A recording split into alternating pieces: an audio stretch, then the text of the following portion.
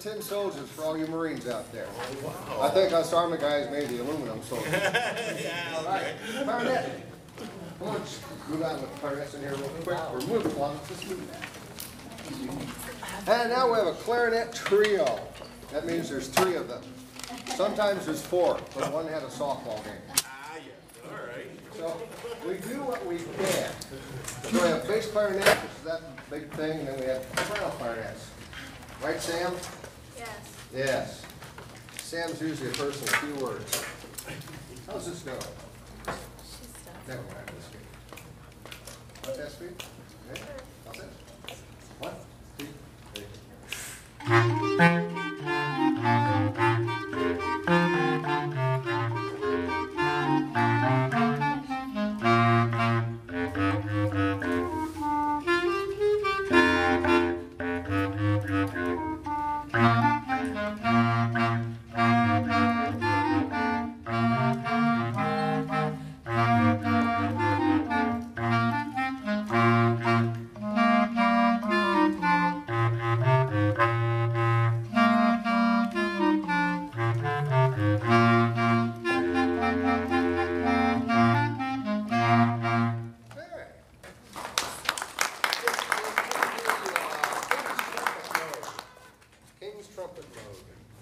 Whoever's got that. No trump. Yeah, this is King's trumpet mode without the trumpet. With no trumpet. I'm sorry. Can I help you? Want to do this? All set. Let's just go. All set? He's all about that. There we go. He's got it. 1 and 2 and 1, 2, 3. There.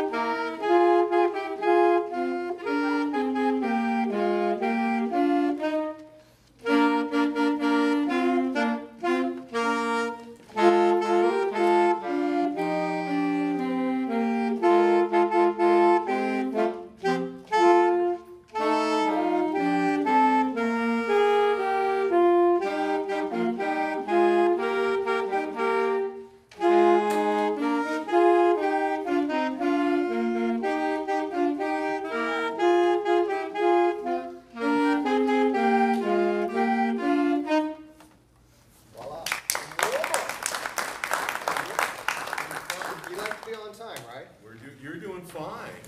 And Linda hasn't thrown anything at me yet, so. Okay. That's all right, you you guys. No tomatoes, right? Make sure the tenor and the trombone are next to each other. Need another stand? This shift. This shift. You want to stand? I'm not standing. You're not stand up. Stand up. Stand up. Stand up. Throw off those fancy shorts you got on there. And let everybody know my pacemaker is working just fine. I was out for a couple of weeks, but back at it. So, all right, you guys ready? Play me your tuning now. Ready? Set. You know which one it is. Just like we rehearsed. Now everybody play the wrong note. Ready? Go. That's how it started out, but now we're going to do it the right way. How's this go? Okay, here we go. Okay. 1, 2, 3, and.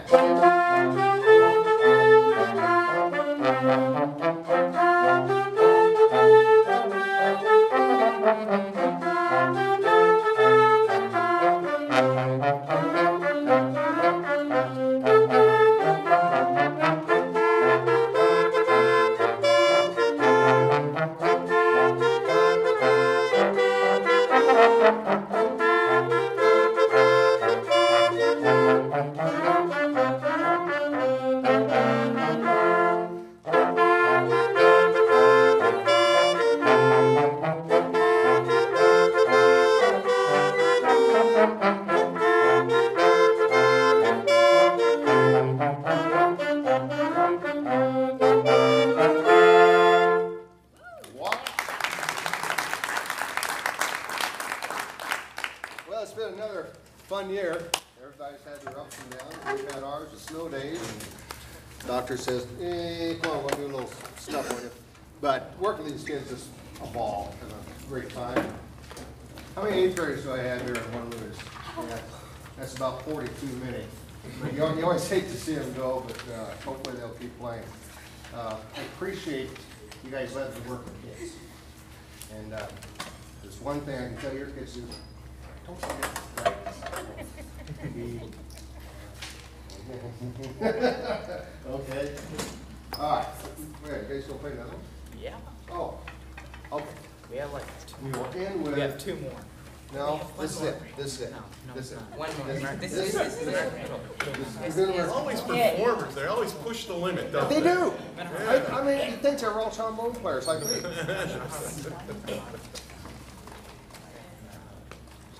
All right, this is American Patrol. Is that the one? Yeah. There you go. Is that about right? Yeah. 1 and 2 and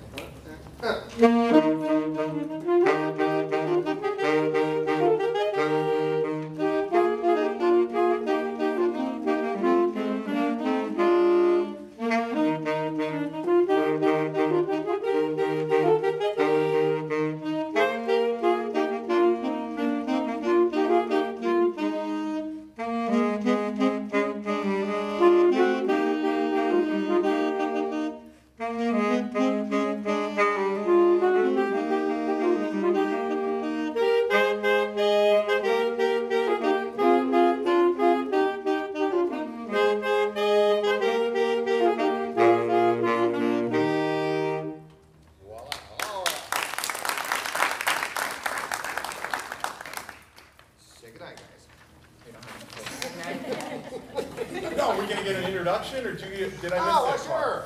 All right, Mike, want to know I who just kids assumed are. everybody knew everybody. All right. Kevin. This is Kevin. Okay. All right. Kevin Ballard, none. None. Come on. You know. Brandon Fogelmark. You actually remembered my name. I did. Usually I call him Kevin.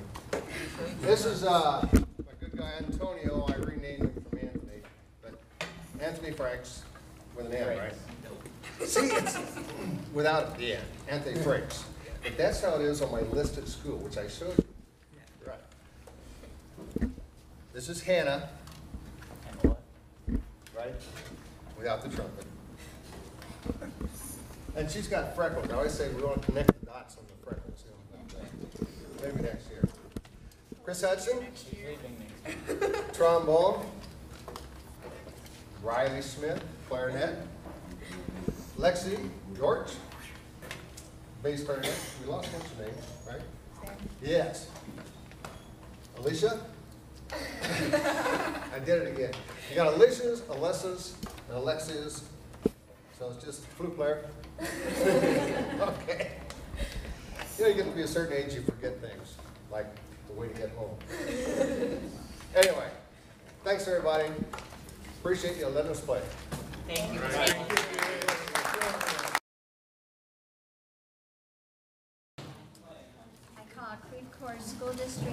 76th Board of Education regular session to order. Please stand and join us in the Pledge of Allegiance. I pledge allegiance to the flag of the United States of America and to the republic for which it stands, one nation, under God, indivisible, with liberty and justice for all.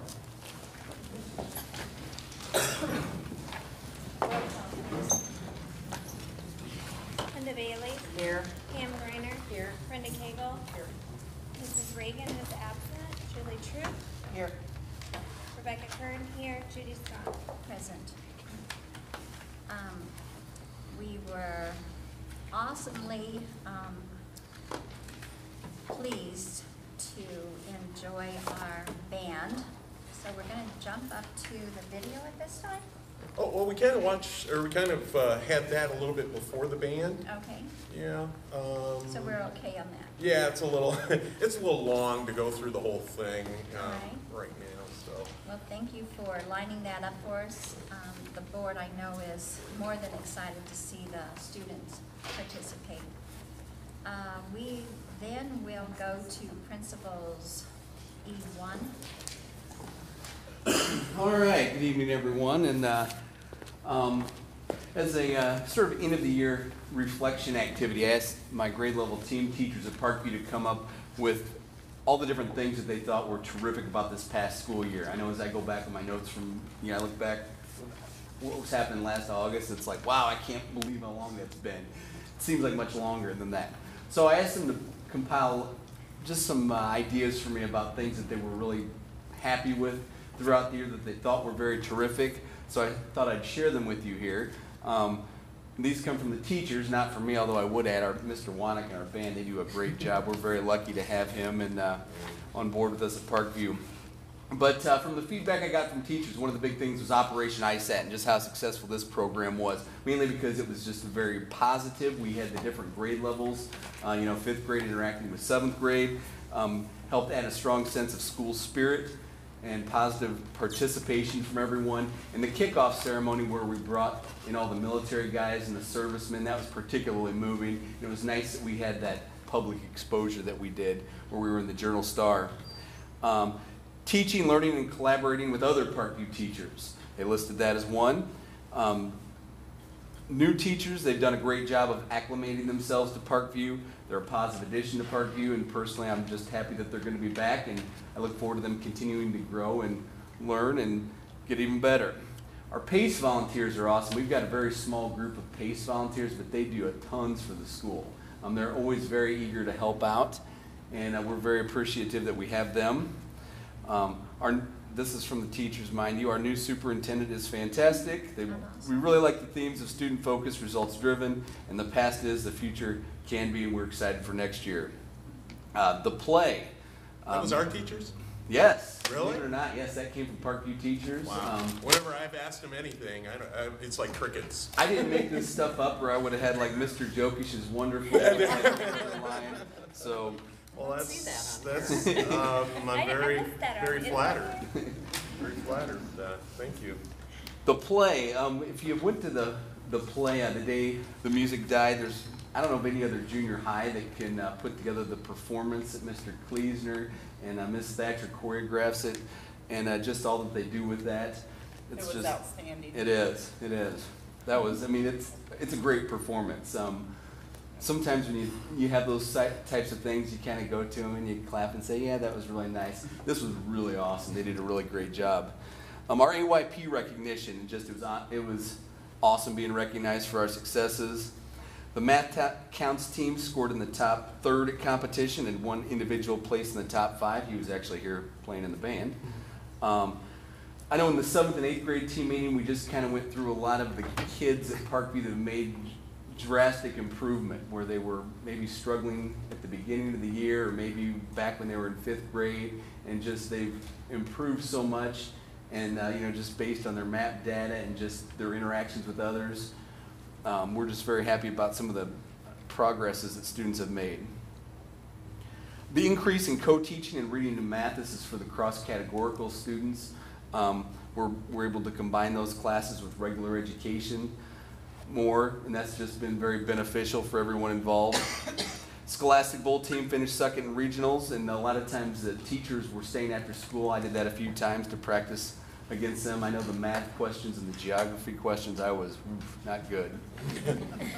They commented on our RTI and MTSS program is working great thanks to Emily Turner, Holly Callahan, Lydia Thousand, and Bob Sorensen. Holly's sitting right here, by the way, in case you didn't notice her. Being able to purchase nonfiction materials with Parent Club money, they're excited about that.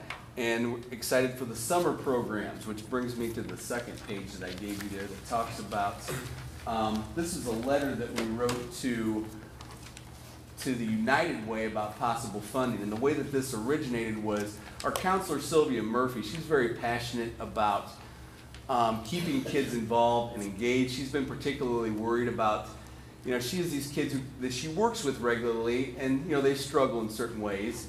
And she asked them, "What are you doing over the summer?" "I'm going to play video games. I'm doing absolutely nothing." And she's been kind of bugging me a lot about, we got to find something. We got to be able to figure something out. We were kicking around a lot of ideas of different things that we could possibly do. And the lady from the United Way, Jan Leonard, she met with our support team group. That's a group of, with the Sylvia Murphy, the school psychologist, Amanda May, social worker, myself, and she was basically, we were talking to her about this, and she's like, we might have some extra funds available. If you can put something together in like 2 days, and you get that to me, I might be able to help you out here. So I started kind of randomly asking teachers, and I went to Mr. Kleesner, and all of a sudden he was like, "Hey, next year for the play, I want to do a circus." We did this a few years ago. And so what we could do is we could start practicing for it in the summer. We could get kids coming in, we would practice tumbling, we would practice dance, we could go over theatrical performance, we could read different plays, script development, acting, and just the different things involved with that. And I could bring in these guest people to come in. And a lot of what was in the letter that I gave you was written by him, and I kind of added my own thoughts and presented it to Jan Leonard. But we presented this to her, and the United Way is giving the program $5,600 for this program, which should run from third week in June to the third week of July. And so, I'm very excited about that. A lot of our staff is very excited about that. Also, along with the United Way grant, Sylvia Murphy arranged it for 10 Parkview girls to be able to attend class at Debbie's School of Dance. Based on her interactions with young ladies, she tells me that is a need, and so she called the studio and was able to work that out. Unrelated to the United Way program is the Hearts and Mind Over Muscle are going to have a Friday group in June, where the Hearts group is going to be reading the novel Blubber by Judy Blume, and the Guy group is going to be reading Crash by Jerry Spinelli. And a lot of these, I know Crash they both involve bullying in both books. So what'll happen is, the group of guys or the group of ladies that get together on Fridays, they kind of they talk about what they read, and just kind of talking about, the interactions. I haven't read Crash, but I know in Blubber just, how mean the girls are to this other girl in the book. And, basically they want to, the Hearts group and Mind Over Muscle group want to spend time talking about that, and just getting these kids to come to the public library during the month of June. So, and otherwise, we've got graduation promotion ceremony next Friday I'm looking forward to, and that's all I have. Thank you. Thank you. I think we need to recognize Mr. Kleesner and Mr. Jokic for the expedited hard work they did to get this United Way grant, $5,600 for the summer program. I think that was just an awesome thing. He kept me in the loop, and I just said, run with it. And so they did, and they were able to procure some funds, and I just think it's a wonderful opportunity for our kids. So thanks a lot.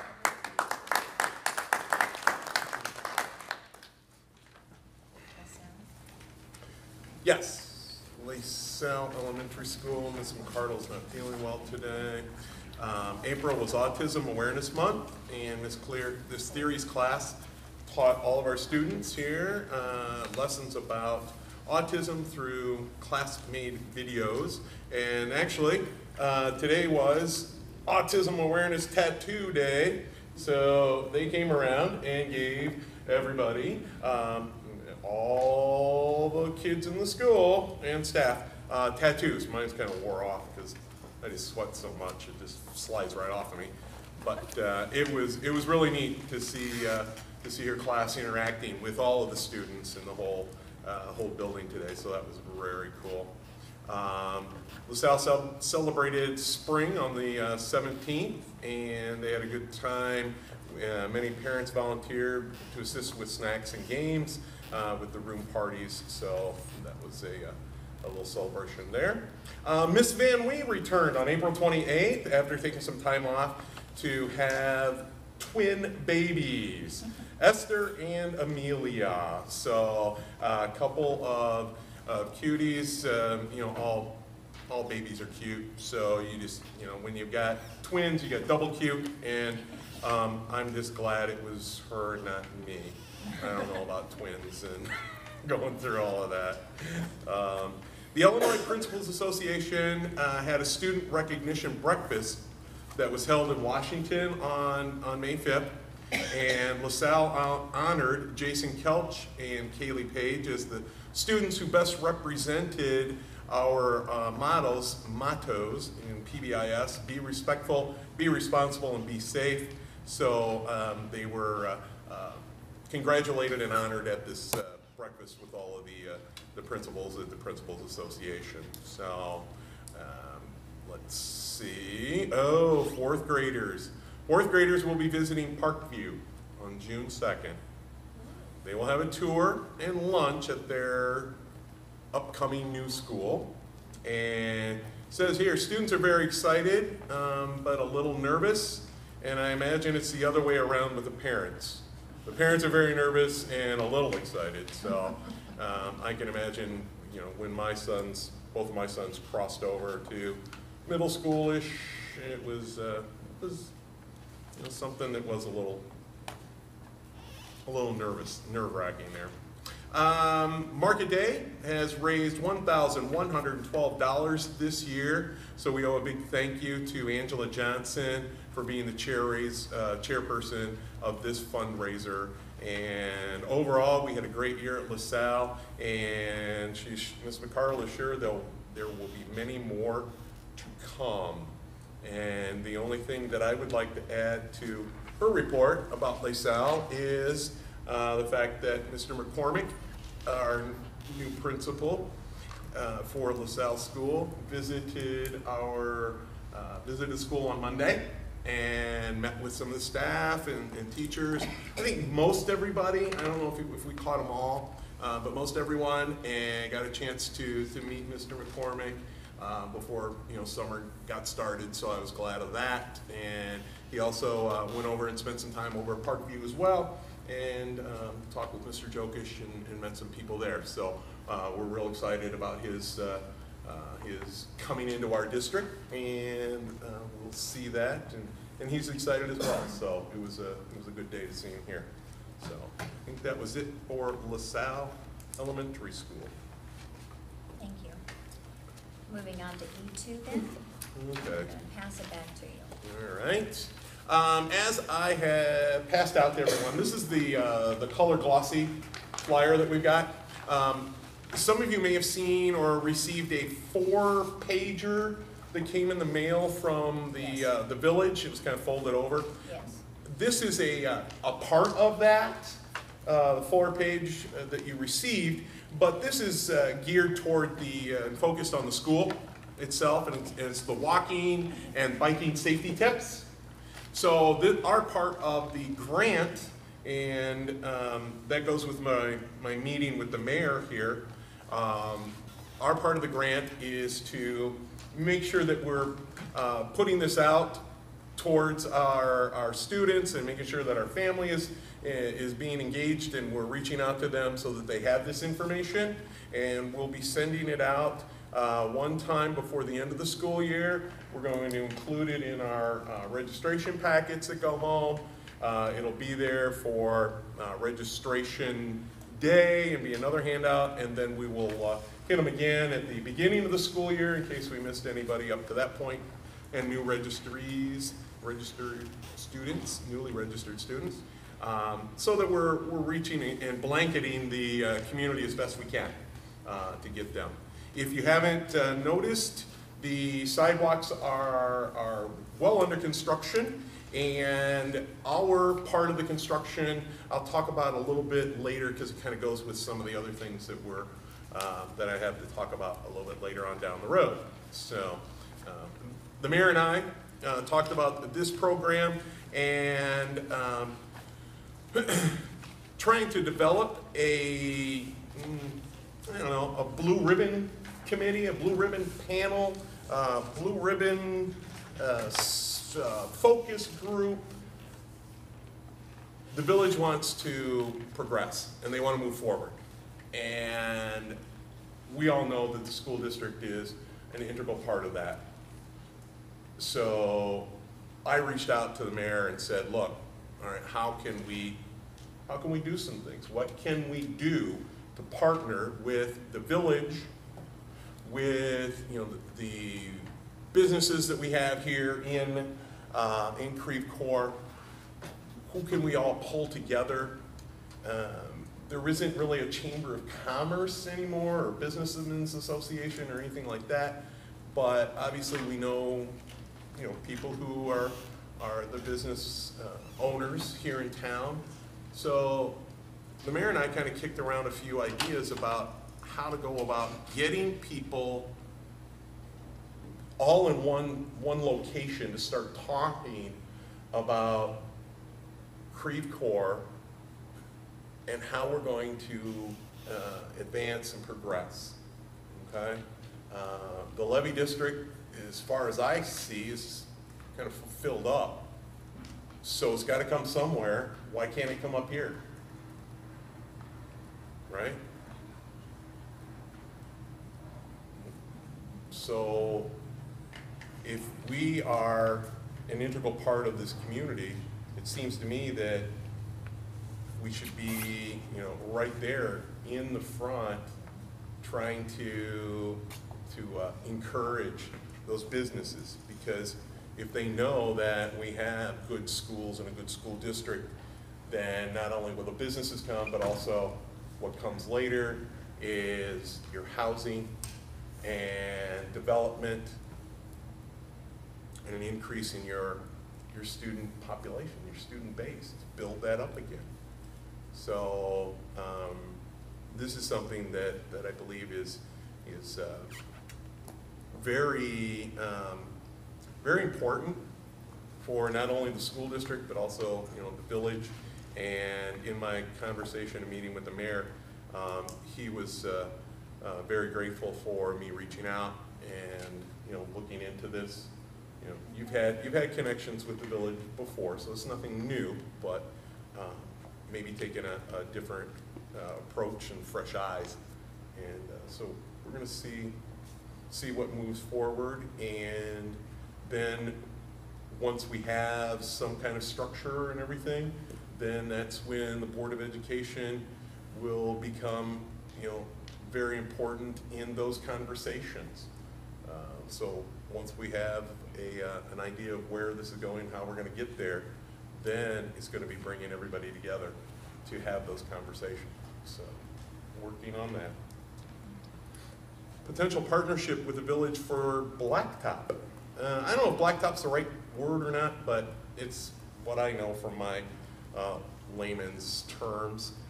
The village has purchased a machine, truck something or another, that does the injecting asphalt pressure pushing inner stuff. All right, so they take all the black gunk that's asphalt in this machine, and it pushes it and seal presses it in, and so that it is it melds right in with the existing aggregate that's around it. And when we have holes, we have a hole or two out in our parking lot. So the village, in purchasing this machine, has offered to help us out when needed for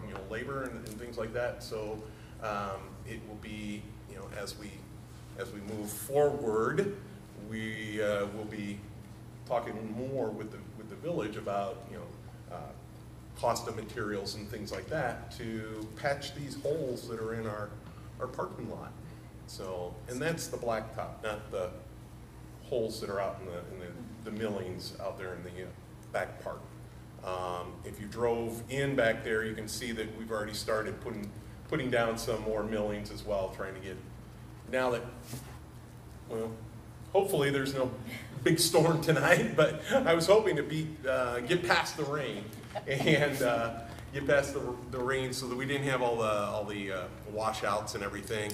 So we'll see. I'm not really I know weather forecasting as much as I know blacktop and asphalt, so we'll see what happens. The next is, I would like to ask the board if we can get a special meeting put together for finance. The reason is there's some real information regarding general state aid, regarding our bonding capabilities, our forecasting and long-range planning for finance. So these are the big questions for the Board of Education, and you need this information in order to make those educated decisions. So I'm looking at, I guess not looking at, I'm asking the board to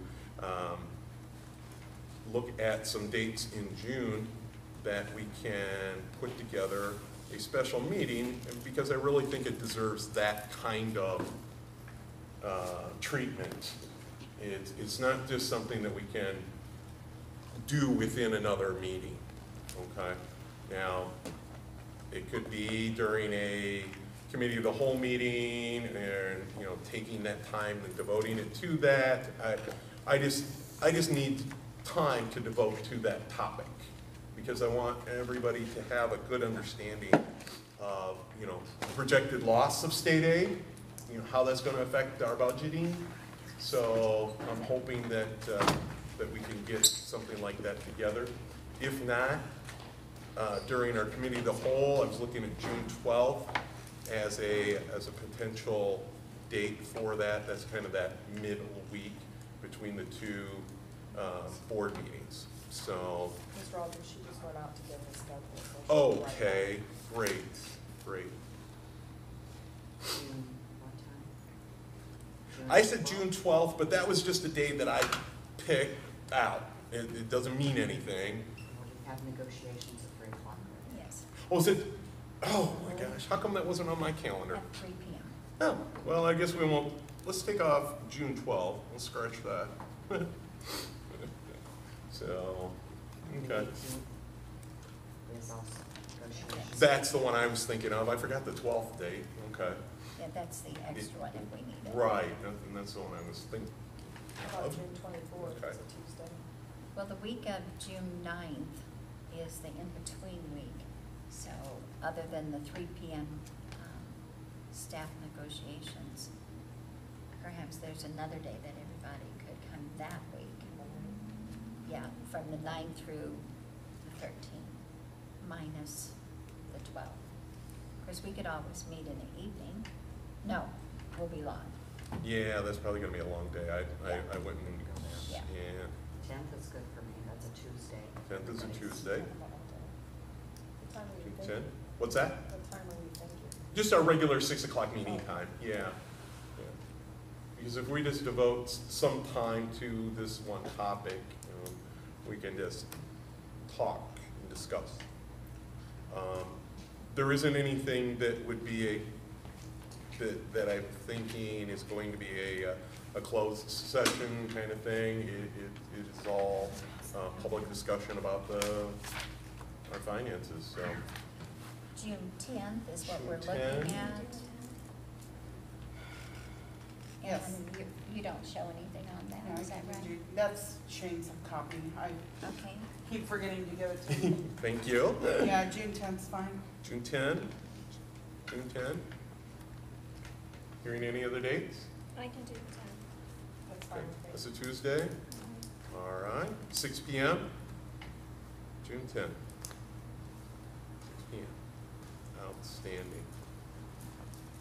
Thank you. Thank you. Thank you. All right. So.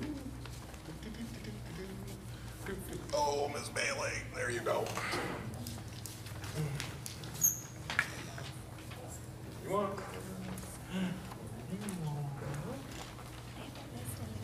One view. There you go. There's anything. Okay, what I just passed out is the information for our next item. Informational items that are going to lead to awesome results and our maintenance grant work proposals. So those are in your board packet, the actual proposals themselves, but I've kind of summarized everything here in your one sheet. So for electrical projects, and this is replacing panels, this is bringing stuff up to code in all 3 buildings. Not all 3, not electrical. These projects are LaSalle and Parkview. Okay, nothing electrical at home.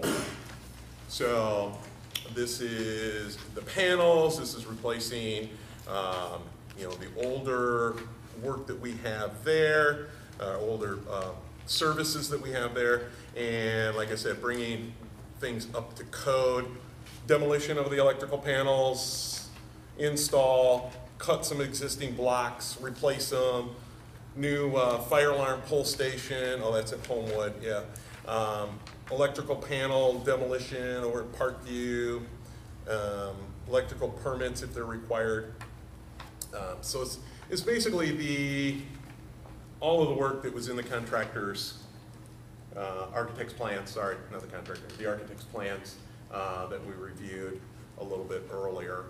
And so electrical, you can see that the 2 proposals that came in were Overlander and Laser Electric were the 2 companies that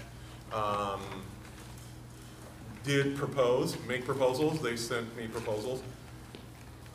As I had indicated to the board previously with some of this stuff, a lot of companies didn't see it as jobs that were big enough to even make proposals. So that's why it's kind of skimpy here, but not for a lack of trying. So Overlander Electric at $11,310, Laser Electric at $8,600, and the only thing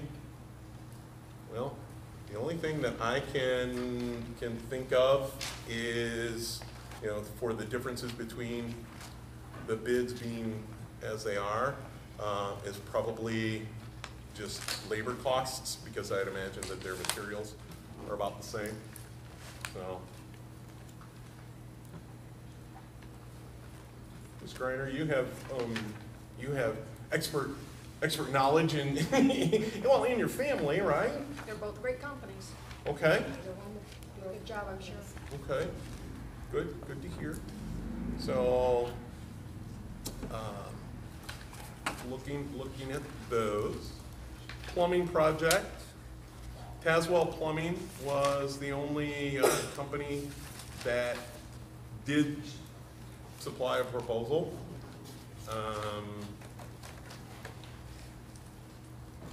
With this, a couple of the contractors were, it was scheduling problems with them, because we need to get this stuff done in a hurry so that we can make our payments and everything. This is connected to, obviously, the maintenance grant, so it must be the funds have to be obligated by June 14th, but we have 90 days after that to actually complete the work. So that was something that we just learned this week, or I'm sorry, last week, or late last week. So it's not so rushed to get everything done, but the funds have to be obligated. So the state board wants to see that we've got, you know, contracts and everything in line to go, so that they know that we are using our money to move forward. So do you need board approval for this to justify to the state that we are going to obligate these funds? It is, that's fine.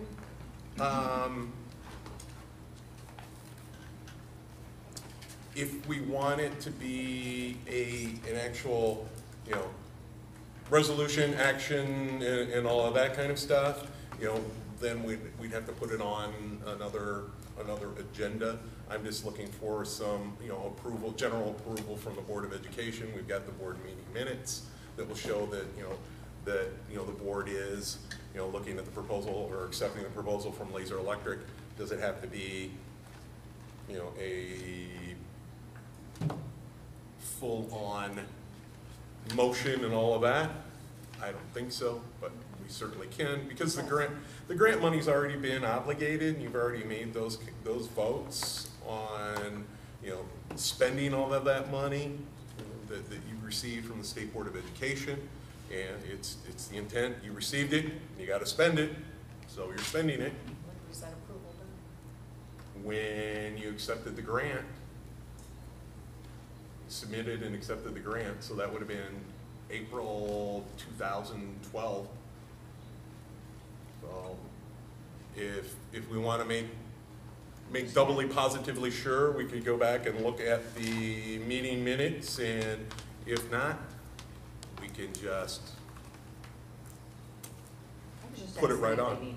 No, I know, and I mean that's a good question, and I don't believe that there's any specifics, since we don't have to have a public bid for any of this because it's under the public bidding statute requirements, and the obligations have already been made.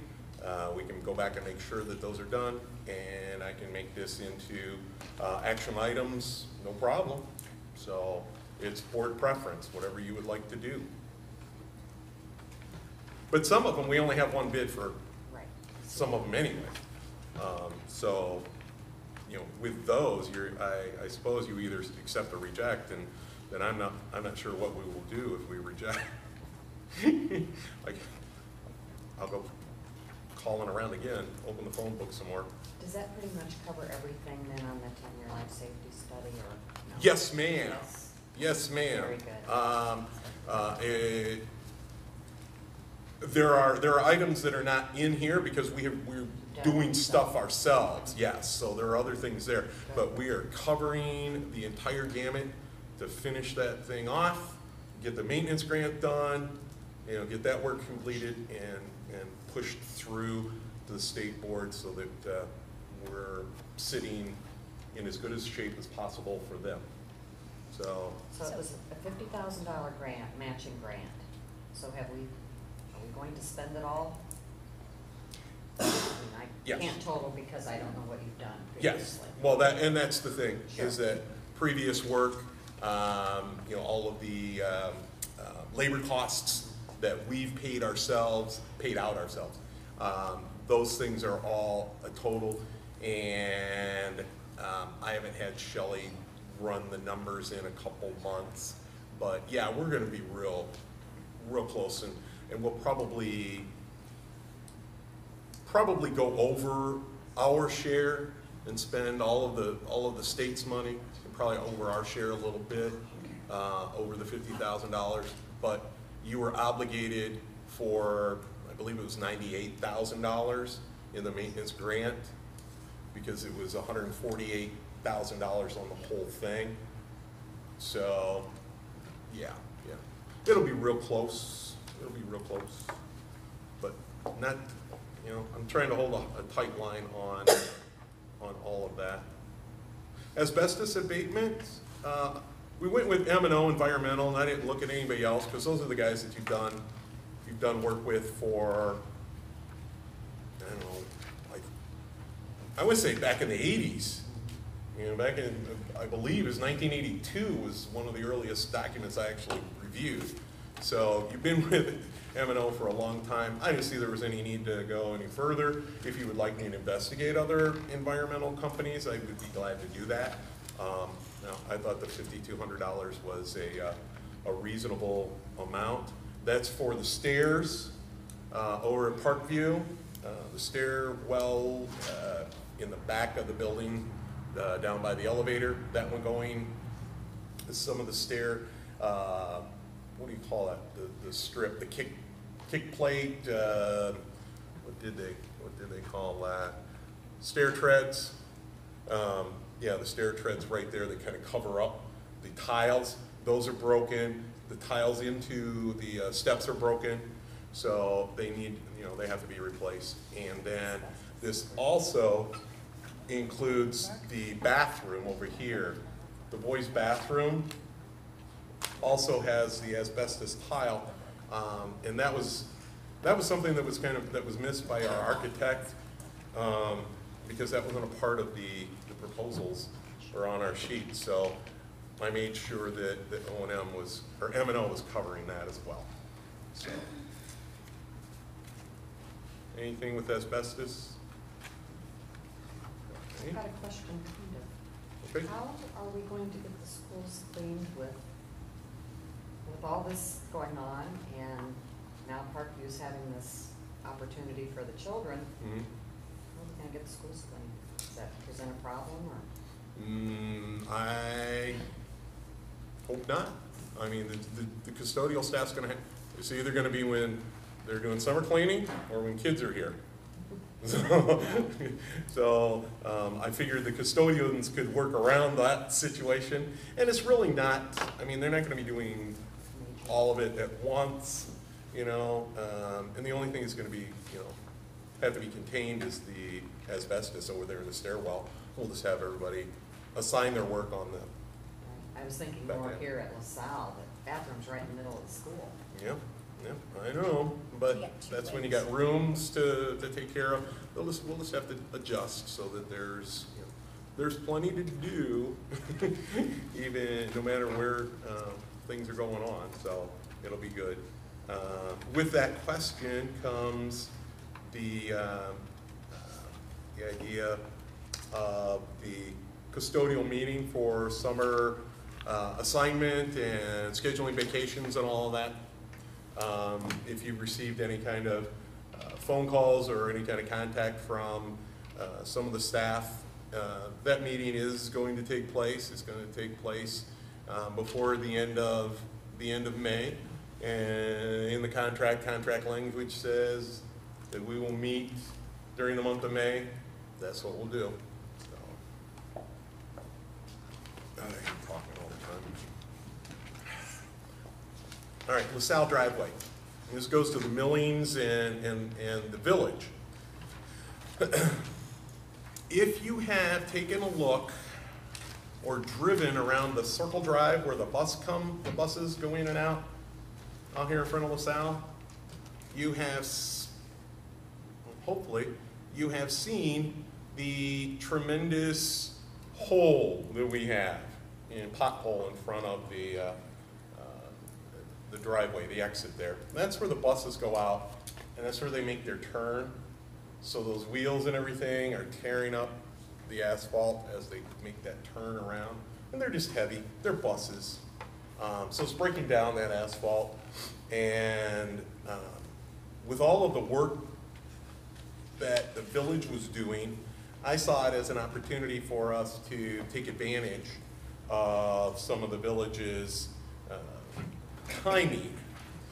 Because if you remember, part of what the village is doing is putting in a sidewalk cut and a handicapped accessible sidewalk ramp out our third grade door going over to the library.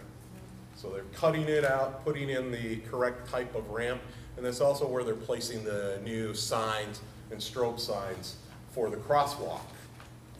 And since the contractors were going to be here, I talked with the village engineer and talked with her about what would be the best use to replace this pavement out here, because this is something that would be, you know, more asphalt with the village's new truck machine and all that, and she basically said that it will just end up the way it is, you know, in 2 years anyway. So if you want it to be lasting, concrete was the way to go. So I have a small map. I didn't copy it because you can hardly see it on this one, so I can't imagine you'd be able to see it on a copy. But what this is doing is cutting back and removing the placement, the pavement, and replacing it with a concrete, you know, embedding it or butting it up with our asphalt, but going back and putting in concrete right there at the entrance. Some of the sidewalk on both sides, so that we have the appropriate handicapped accessible ramps on both sides of the exit, since they have the cuts at the crosswalk. If we did work here, we would have to bring it up to code, and so that's what we would be doing. And so we were able to work with the contractor who was doing the village work and talk to them and another contractor. And you can see that Illinois Civil Contractors, their proposal was for $9,395, and C&G Concrete is $12,600. The engineer told me that $12,000 price is probably about right for the size and scope of our work. And the reason Illinois Civil Contractors is able to do it at a reduced price is because they're going to have their equipment there. They're already going to be on site. They have what they need, and they'll be ready to go. It's just going to be a continuation of the project that they're doing with our other piece of sidewalk. So they were just able to save a lot of transportation costs, fuel costs, and moving of equipment and labor time and all of that stuff. So they were just able to save us some money there. So it looks good. This $9,395 really is not, the board earlier in the fall had approved $8,500 for improvements to the back parking lot, to investigate that and to put in asphalt there where we have the bigger hole right out there. And so just kind of shifting those monies to this much more needed project, taking care of that with some more millings for this coming year until we get an idea of what we want to do long term with the back parking lot. So that's the thinking there. All right. Are there any, I guess, comments or concerns about either one of those proposals that we have?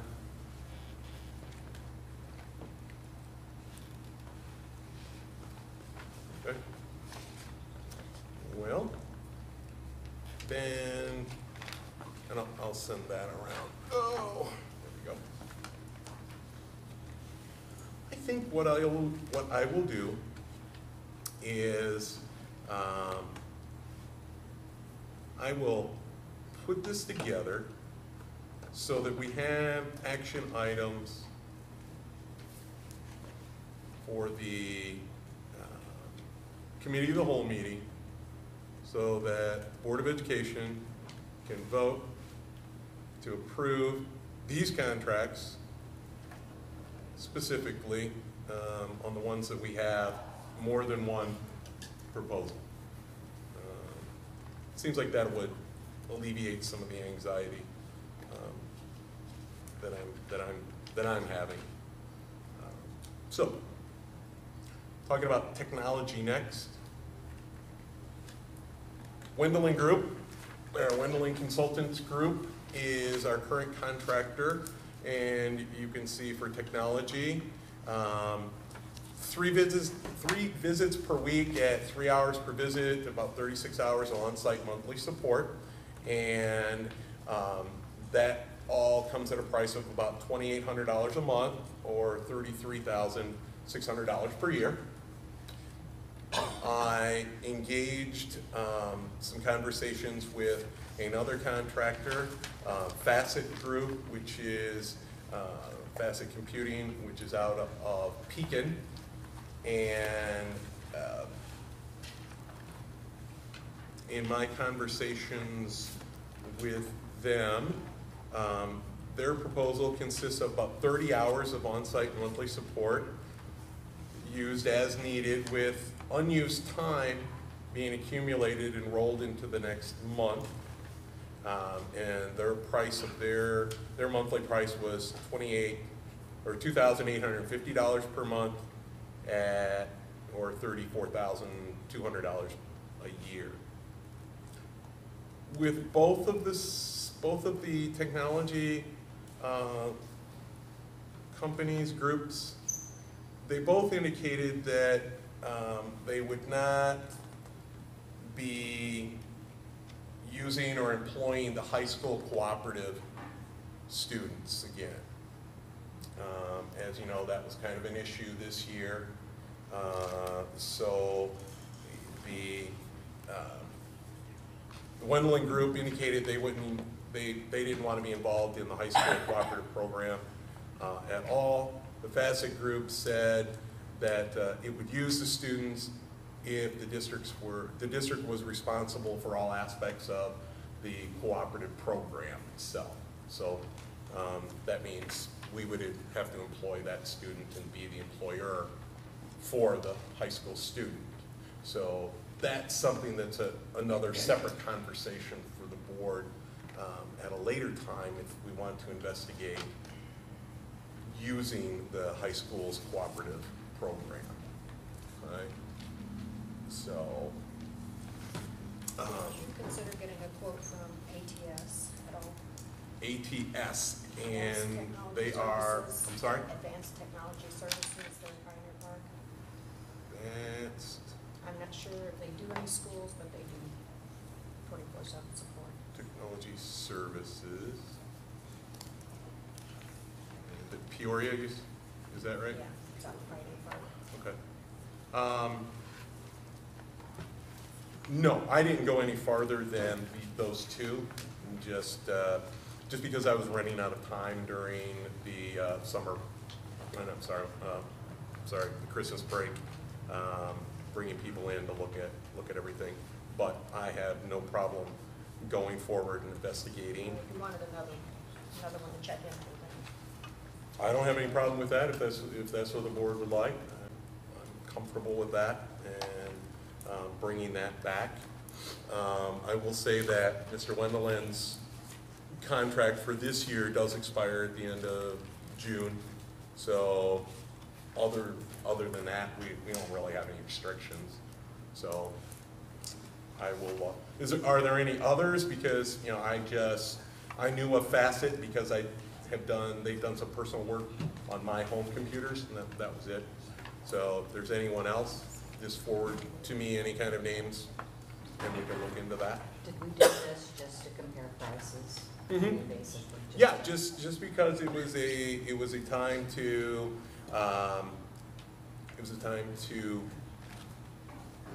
look at our technology services.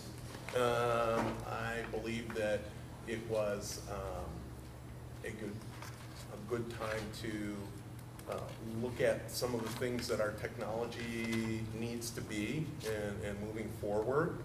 It's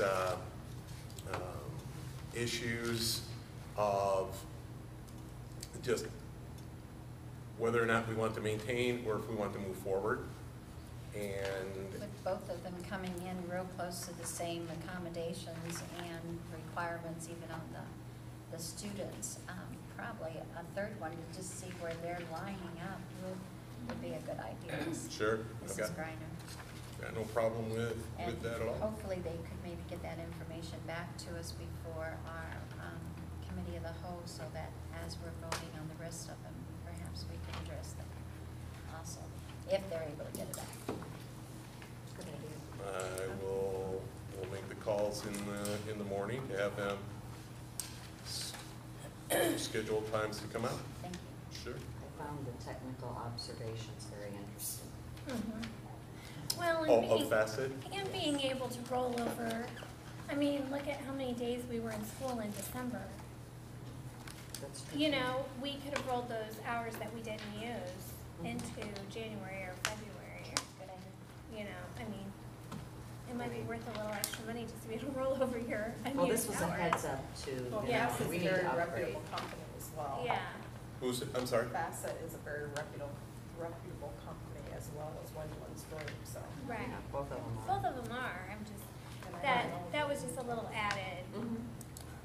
Well, each company's gonna have their own pros and cons. Right. So, you know, that is, that's kind of one of the reasons why, when now that we have the park testing coming up and we've got to have, you know, some serious technology upgrades for that, we all know and have talked about, you know, ad nauseum about Right. this building and the Wi-Fi and everything down that way, and the electrical service, blah, blah, blah. So it is something that needs to be investigated, because I think we should be able to have different options to look at as far as, you know, alternatives and of ideas. You know, I'm just not satisfied with just, you know, being handed one idea and that being the only one, and I'm told that that's the only one. So, you know, unless there's a reason behind it. Okay, thank you. Masonry is a part of the maintenance projects, and masonry, we have one proposal that came in today, and we've got two more that are outstanding. So hopefully by that time, we'll have some masonry bids to look at. That'd be for Homewood, is that what you're saying, and which building? That is for Parkview and LaSalle and All three buildings? not. I don't know that there is anything over at Homewood that is masonry, tuck pointing on the outside. The We gym? did not address that Okay. because that's not a part of the maintenance grant. That's just something that has come up this year. Okay. Yeah, so. Doors were a part. S&S Builders Hardware is preparing their proposal. Again, I haven't sought out any other bids since this is the company that installed the doors that are being repaired and replaced. They're the ones that put them in here. They're the ones that Mr. Grove calls all the time when it's something that he cannot address and fix. So they're the company that we have had a long-standing relationship with, and I didn't see any reason. Their service has been really good, so I didn't see any reason to go any further than that. If anyone does have, you know, a directive to go with, find more door companies, we can certainly do that.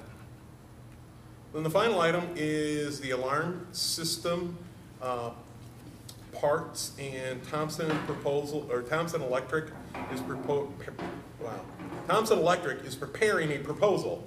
The same thing here. This is the company that installed the alarm systems at Parkview, LaSalle, and Homewood. They did not install Litchfield's alarm system, but we're not doing any work at Litchfield, so I felt comfortable that Thompson Electric, since they're the ones that we call for any kind of problems with the alarm system, they're the ones that are working on that. So they will have their proposal, and we will have everything wrapped up and ready for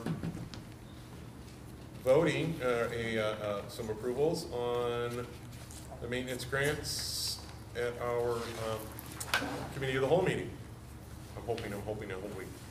The only one I have a question about is maybe the computer. I'm hoping the computer people can do it that quick. But, all right. Finish. Take a breather. Yes. All right. Moving on to our consent agenda, we need a motion, please. I make a motion to approve the consent agenda. A second. Okay. Including, do we need to state what we're including in the consent agenda? Nope, we're okay, all right, good. And who was the second? Brenda. Thank you.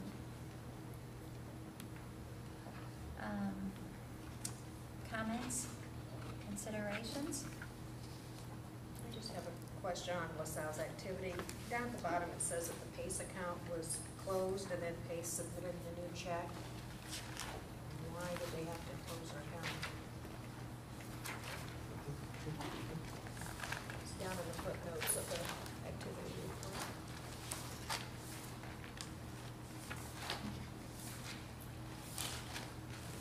Just want to be able to get there.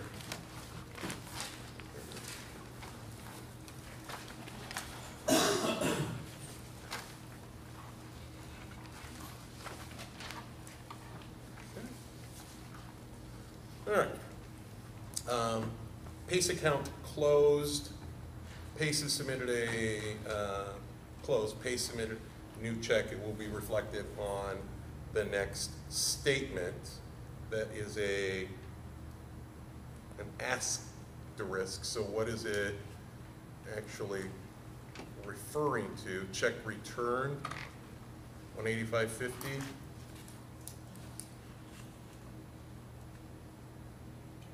I don't know, because there's not an asterisk up below.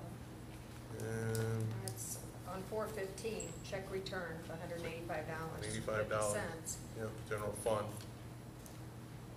It's going to close. PACE has submitted a new check. It will reflect on the next statement, and that will be. We had treasurers that we had to adjust to. I wonder if that was the directive that maybe you should find that out for us. Yeah, I will, because I'll look into that, because I know that there were some issues, but I didn't know about a check being returned, so we'll look into that. I Yeah. just wondered why the account was closed. No, that's a good point, and I will look in and find out where that's coming from.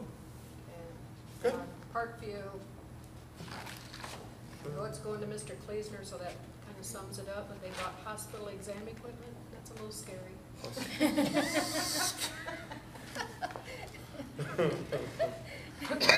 It was like a I'm blood sure pressure he- machine. Okay, that makes it sound better. Then. Yes. There's like this big table and it's kind of I elaborate. thought Speaking maybe of- Frankenstein was going to be or something. But speaking of Mr. Kleesner and Parkview activities, in relation to the summer program, Mr. Jokish, why don't you tell us about what is going to happen on Friday? Go ahead. I know. Well, for this, for the whole tumbling aspect to happen with the somersault program, we need mats for it. So our first thought was, well, Fond du Lac had those mats at Homewood, could we borrow them or something? And so we called down there and we found out that Fond du Lac has them, they're using them basically full-time somewhere else. So that was out. So, okay, where do we get tumbling mats from? We looked on eBay, there's some used ones in Bloomington, Indiana for $2,500. So I put a query out on the Illinois Principals Association website. Great idea. Hey, I need mats. Can anybody help me out here? So I got a response from Manteno, Illinois, which is just south of Joliet. and they said, yeah, we bought some new mats, so we want to get rid of our old ones. You can have them. So on Friday, Mr. Kleesner and Mr. Nettles are going to go up and retrieve the new tumbling mats.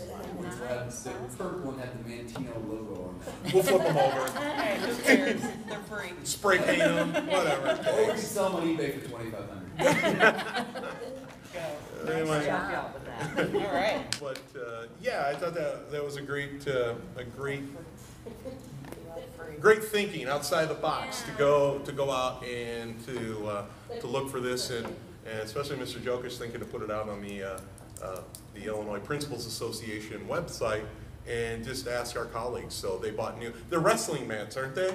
Yes, they are wrestling mats. Okay, so they're not. Two of them. And they're, So they could probably take up this whole gym. I'm not Yeah. sure what we're going to do with that many of them, but well, Mr. Kleesner told me that and Mr. Nettles told me they'd fit under the stage. So I expect the two of them to be cleaning that stuff out so they do go in there. So, This won't damage our floor, will it? no, it's to protect our floor. Okay. Yeah, But they yeah, put the yeah. mats down. I No. know, the mats at Homewood. You know, Oh, but they all were the- down all the time though. Right. Yeah, yeah, these They were are, Down all the Moisture. time and moisture gathered. Right. These will be up and Yeah. down, so hopefully not. and the floor's being redone July 24th, immediately when the program's over with. Very Yes. yeah, Awesome. good. Good timing. trying our best, trying to keep things in line as best we can. So scheduling is not always an easy thing, but we are working our best to make sure that happens. But I just wanted to give Mr. Jokic the credit for that find, and then his courage for sending Mr. Kleesner and Mr. Nettles out by themselves to go pick them up. That's, Mr. Kleesner should borrow a car hauler. To move you back. I mean, just sending those two out on a field Yes. trip like this, I shouldn't have said that, on a trip like that, so, anyway. Any other comments from our consent agenda? Some great ones coming forth there. Anyone else? No? Barring none, could we have a roll call, please? Linda Bailey, Aye. Pam Griner, Aye. Brenda Cagle, Aye. Julie Troop, Aye. Rebecca Kern, aye. Judy Strong. Yes. Motion carried. Thank you. On to our action items. We need a motion for G1, please. I make a motion to approve the ad hoc committee minutes and report. I second.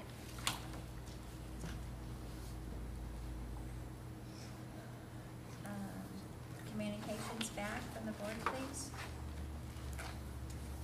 Do you want me to read this whole file? No, I don't know that you need, I don't know if you need to read it, if the board wants you to read the whole thing, but I can read the I think we need a Parkview committee LaSalle. report and a summary, though, Okay.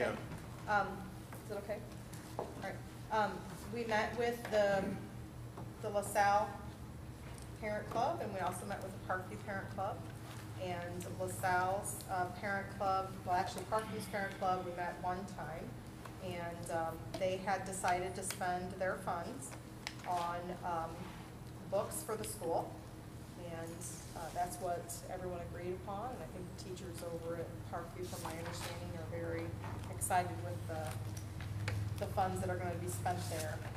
They actually requested to purchase a leveled, is that how you say it, leveled library of nonfiction books. So that was very good. And at LaSalle, met with Ms. Bowers and Ms. Rudd, and they presented to us in writing the purchase of a new laminating machine, about $1,500. It's in high demand by the teachers and used for educational purposes. Mrs. Bowers and Mrs. Rudd had recommended to purchase purchase of reading collection for the use of the interventionist, and that is a total of $2,533.95. Then the remainder, am I reading that right? No, I'm sorry. The reading materials, I'm sorry, for the interventionist is going to be $1,500. Then the remainder is $2,533.95. That is going to be divided up amongst the teachers, and the The recommendation was that the classroom books would be split between the different grade levels of $406.79. And then the 5 special ed classrooms will each get $100 per classroom. And that was the recommendation there, so. Okay. Any This other is here if questions? anybody Ms. actually Bowers wants is to. in the read audience the if whole there are any thing. questions. And I do have a copy of the letter if you wanted to see it from Ms. Bowers and Ms. Rowe, so. I just suggested if Ms. Bowers would like to address the board, then it'll be time. If you'd like to address the board on this since you're present, we'd be glad to receive that. Any comments other than what's been presented? I think you pretty much, Yeah, I pretty much put everything in the letter. Yeah. I assume you have to vote now to, well, actually, not everybody has the letter, so I'll go ahead and just pass that out. I mean, Oh, it's the basically handwritten in letter. here. I'm This sorry, is- handwritten. This is Yeah. a handwritten Okay. letter that we received. Sorry. And I know the books for Parkview I are have one. because of some new testings that are going to be needed. And off the park testing? Yes, Am I right? Okay, It's very nonfiction heavy. yeah, great, And with the Common Core Learning Standards, that's very nonfiction heavy also. okay. And The new basically, Illinois what they Learning did as well is that the parents group actually met with, we got they polled the teachers as far as what they wanted. For LaSalle. For LaSalle, well, and we also did that for Parkview as well, as they worked with Mr. Jokish on that. So that was the recommendation from Mr. and Mrs. Johnson. And then the teachers, kind of filled out what they wanted, their wish list. And there were a lot of things on the wish list, and the top thing was the laminator. And then from there, they decided that splitting out the remainder in the reading materials was a great idea, since that money was going to be allotted them. We really appreciate the time that you put forth on that, and it looks like a good projection for us. So thank you for your efforts. Parkview only met Mrs. once. They only met with one. We've done. So And it that was, is- that was before. Is the that last just, meeting. this is Yep. just, okay. Yep. Okay, I'm just verifying because All right. just wanna make sure we. Any don't- other comments before we have a board vote? Is there any other comments from the audience? Can I ask that? We already talked to Okay, her. okay. Yep, and Mrs. Greiner, any comments from you? I know you served on that board also. I would like to thank all the parents for working with us and getting this resolved. And I think they did a good job trying to split the funds up fairly, Good, so it could be used by all the teachers.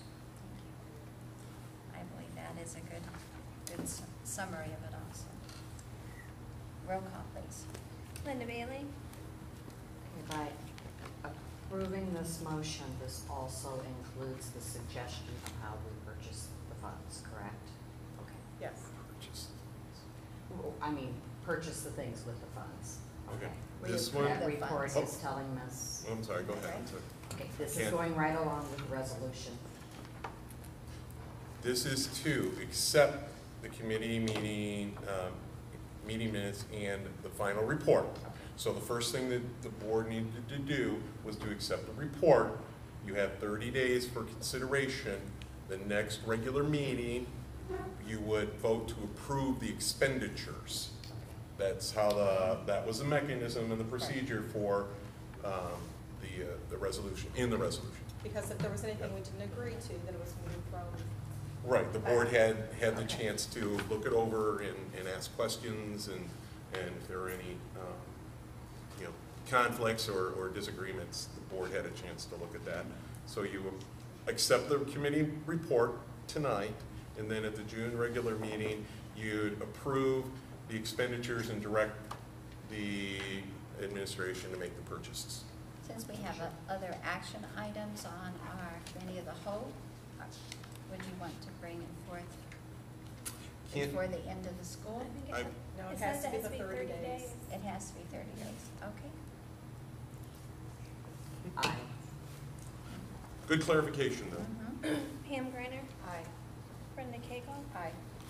Val Reagan is absent, Julie Troop, Aye.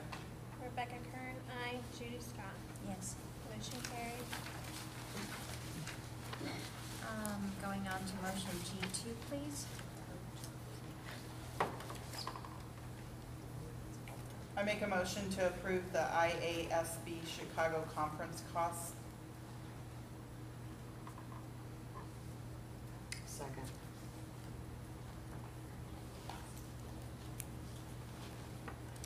Communications back on that. Are there, Is that This is For due, November. this right here? This? yes, I'm- oops, actually, it's out, there isn't a, I'm trying to okay, find where this is. right, G2, there is no document, Okay, okay? G3 is the annual dues invoice, okay. okay? But G2, there isn't any documentation. The thing that the board has done historically is to approve that the district office issue a check for how many reservations for the Chicago conference and housing reservations and the amount of nights stays in an amount not to exceed. That's what you've done in the past, so that's what is being brought forward here. and the reason being is those are opened up in the middle of June before we might have our next meeting, so therefore we need to be able to jump on the reservations ASAP when it opens. Otherwise, you're limited to your hotel reservations. I guess then on the motion. Yeah, then we'll it wait says- for it. We'll have discussion, and then maybe that will bring out what we need to. Okay, so I have a question. Sure. It has G2, and I guess that's what I just read. Yes. But then below it, it says to approve the district office to issue a check for blank reservations, da-da-da-da. Should that be the entire motion? Yes, and we'll do that as soon as we have communications, what the board wants to do. So we'll have to amend Because there, your yeah, motion. there are blanks in there. Gotcha. So I made the wrong motion. No, you're fine. You No. opened it up for us, so now we can discuss it. I guess once again, I understand that there's a lot of valuable information to be obtained, but I question, you can obtain that same information during the year and people are not doing that. But we're spending a huge amount of money to go to Chicago Yes. every year, So your suggestion would be not to go this year. for nobody to attend? No one to attend? Okay. Other comments? Because I made the suggestion last year that maybe some of us not attend, and then we were like, who gets to go and who doesn't get to go? So maybe since we all went last year, maybe none of us go this year. Okay.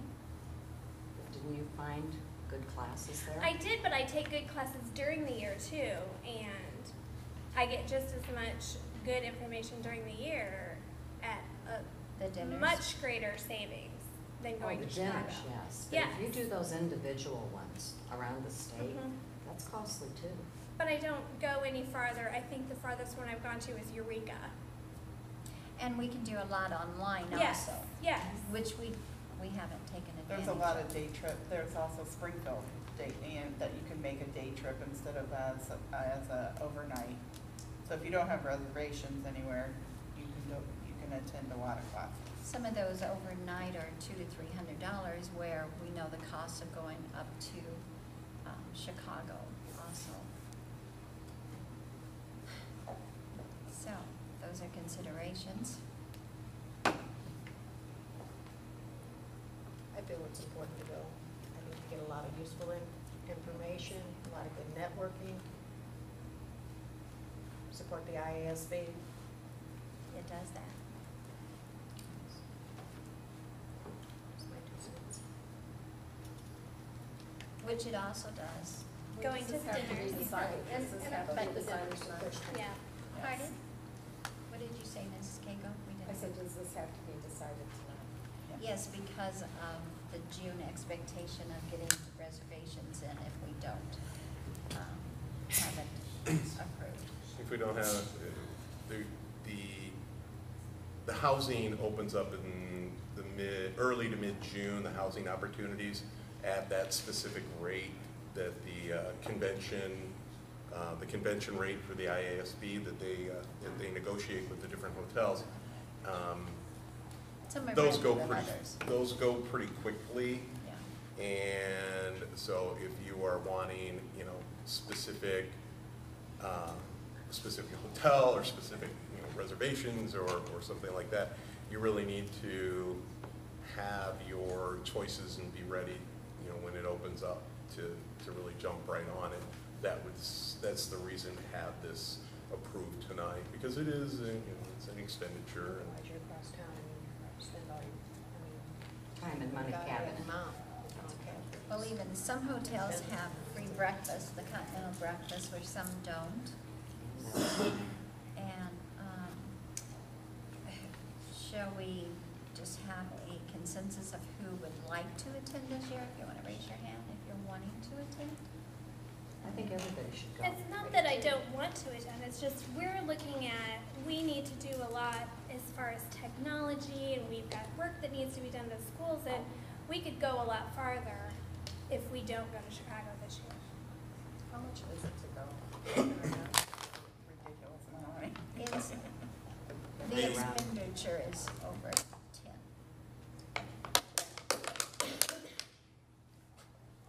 sorry. It's right around 10,000. Yeah, It's it's seven. kind of scary. That's 8 people. Yes, yes. 7 That board we've spent members. every year. Well, and everybody reimburses any money they didn't spend, they give it back to the district, Yes. so. That's true.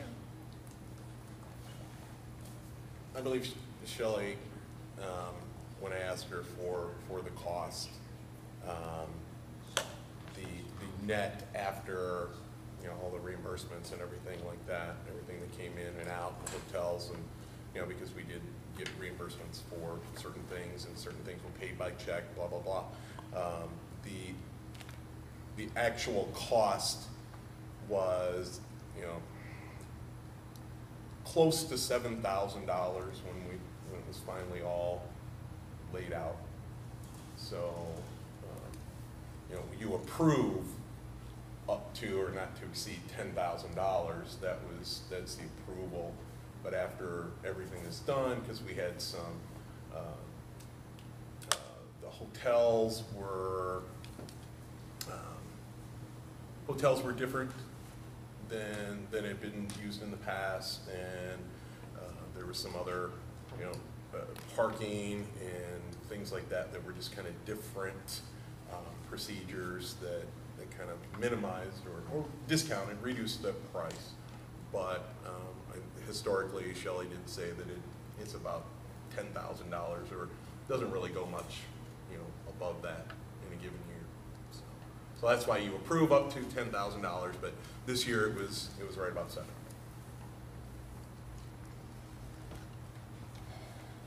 I think this year, being around 7 had a lot to do with the fact we changed it to where people had to return the money. Personally. I don't know. I think that money could go towards our kids instead of us. So that's my opinion. I think that education gives us a good basis so to make good decisions for the kids. I mean, I have learned a lot up there over the years that feed into some of this. You come away sometimes thinking, oh, I didn't learn anything. And then within 3 months, something comes up and you think, yeah, I remember hearing that at the conference, and you know where to go look for the information and who to talk to about it. I think it's invaluable myself.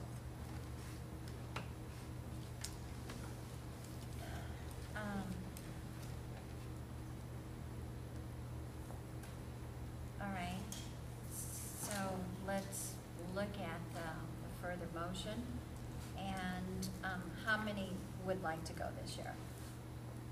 I know 2 of you have voiced it. You've not been able to attend but 1 year. It is valuable. I attended many extra seminars, from presidential to secretarial. And then I've been going to the different meetings throughout the state, or, Yes. through the area. Right. To ready to take an online class.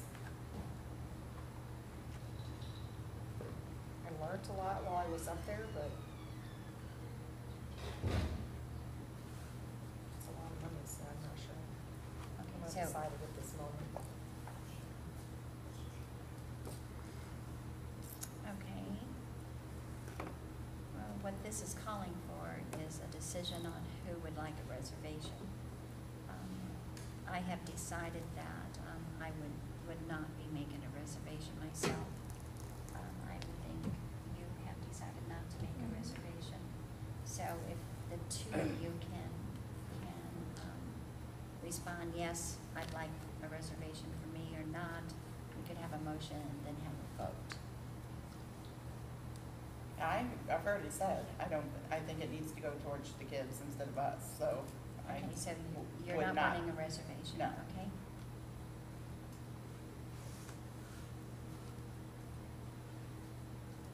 Not having our seventh person here also, so we probably want to include her on the number, and then we can always back down off of that if she doesn't.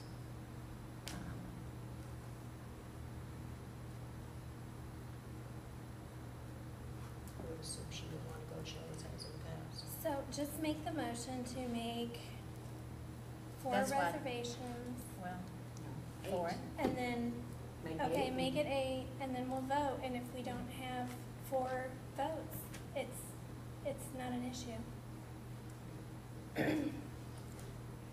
Okay, so 8 reservations for 2 nights stay, Mhm. and not to exceed, do we want to put in that 10,000? Yeah. Okay, So then it's either the whole board's going or no one's going, is that what I'm understanding? no, I believe what I'm hearing is that then, when we have this motion, then we report to the office and say, yes, I will be going, or no, I won't. But the board will approve whoever wants to. No. No? It's not. Is that It's what not. it's That's saying? not From what what I it understood. says. No, Okay, so, no. all It right. either says you approve 8 reservations, I guess we need to, that's this whole discussion. Right. Yeah. We're deciding on whether all the board's going or part of the board's going. Because if it doesn't pass, we are not going to approve IASB Chicago conference costs. Okay. That's what we're voting on. So at this point, there are 3 people of the board that would like reservations. Am I correct? Are you hearing the same thing? Yes. Maybe The 4? motion is to approve the district office to issue a check for 8 reservations for the IASB Chicago conference. No, and it's housing. 0 reservations. Yeah, we don't It's have to blank. put that We in. haven't, But we need to read the motion and vote on it. right. Right, but we had to put the number in there Mhm. before we have the vote. So, So I have 3, is what I'm, well, and Brenda's Ms. Cagle- unsure. you were kind of on the fence. Right, so we. Ms. Griner? Wouldn't it be 4? Yes. Wouldn't you want to go also? Oh, good idea. 5 then. Honestly, I'm going whether you guys go or not, so I don't care. You know, I don't have to be included in this vote. I will take care of my, you know, if the board's not going to go, then, you know, I will go and pay for it myself because I feel that it's, you know, it's important for myself. And to it's be there. training for you, so the district should pay for it. So can we put 5 in there? And then if it doesn't pass, then Mr. Aldridge has stated his direction. For a 2-night stay, so only 5, we probably need to bring down the dollar amount.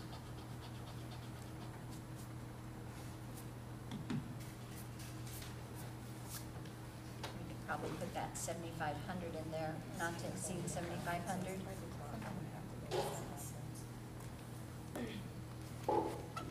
You did not what? I think I need the education, but I hate going to conferences. I do online stuff all the time. And I was not going to go to this one. Okay, so, But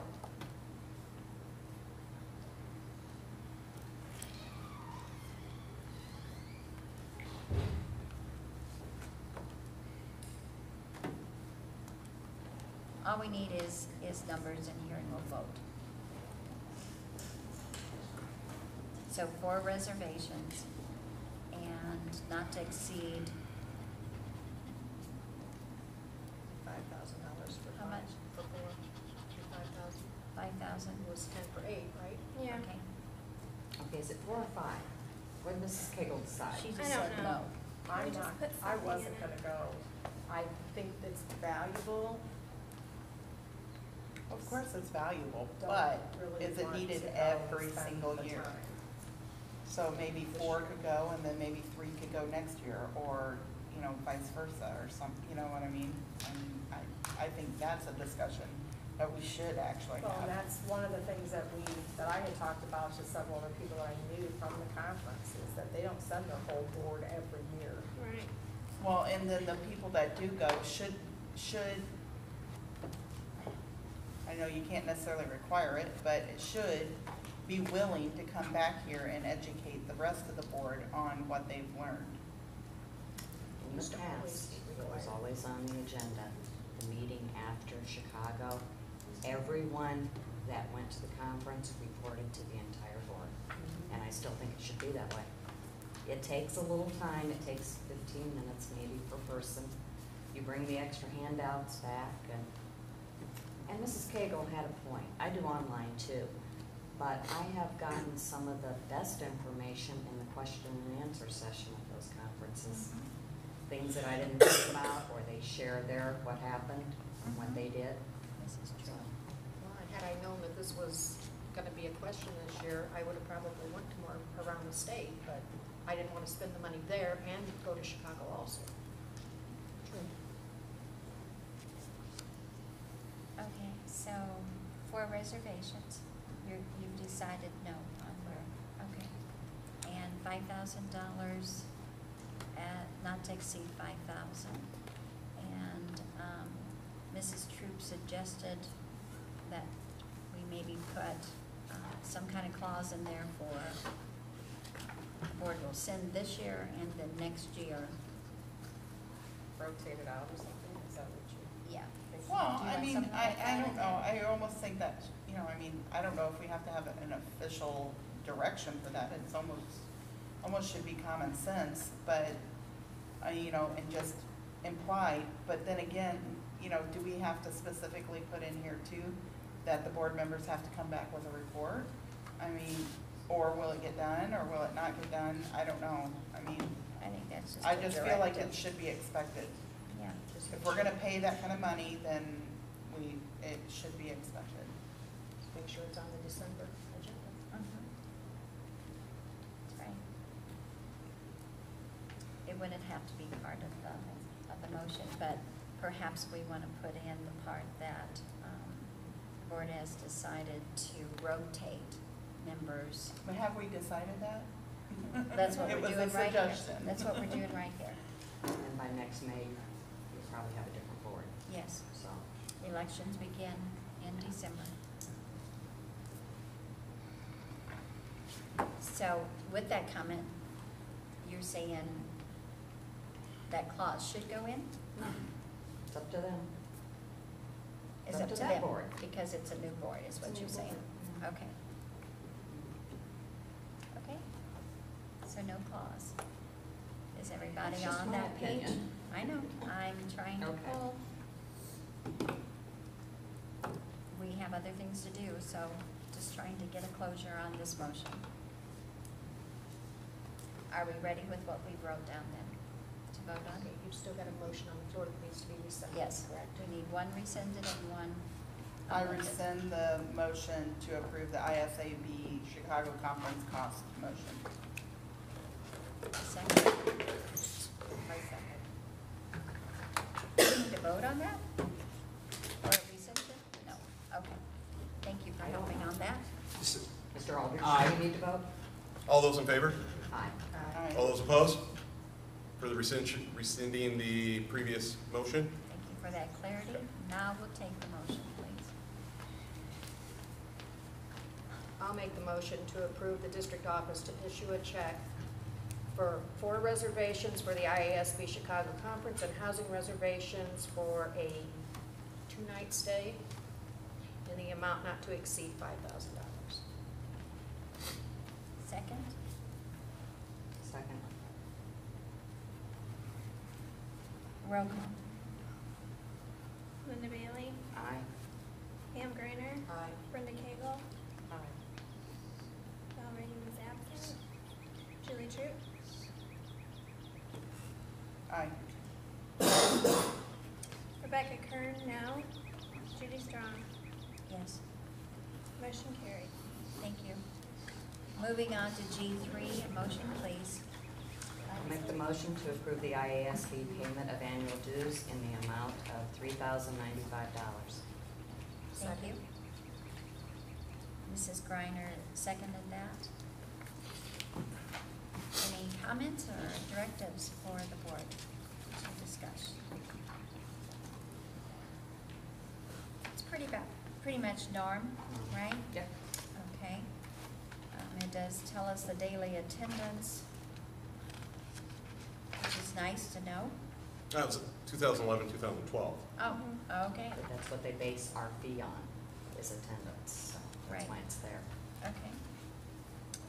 I'm just saying, don't Right. think that that's for this year. That's all. Yeah, I see the year there, Yeah. 2011, 2012.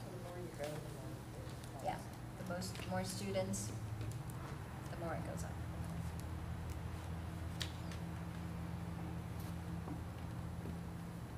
Okay, make a note of down below also. I don't know about you, but I get quite a few Oh. emails. By accepting membership in the Illinois Association of School Boards, you are consenting to the receipt of faxed and emailed solicitations. So as your school board email addresses are a part of the registration packet that we send in, you are consenting to those emails, to receiving those emails. Okay. We need to wait for a vote.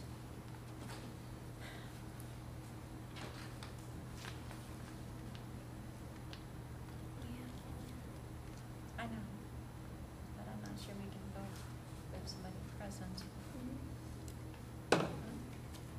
If we have 4. Should we go ahead and vote? Yes. Okay, well, let's vote then. Linda Bailey, Aye. Pam Griner, Aye. Brenda Cagle, Aye. do you vote? I abstain.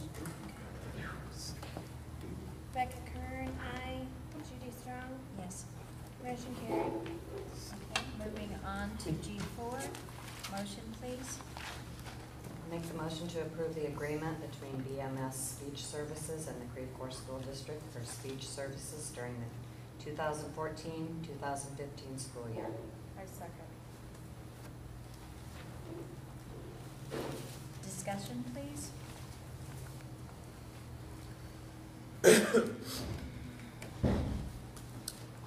There isn't much to it.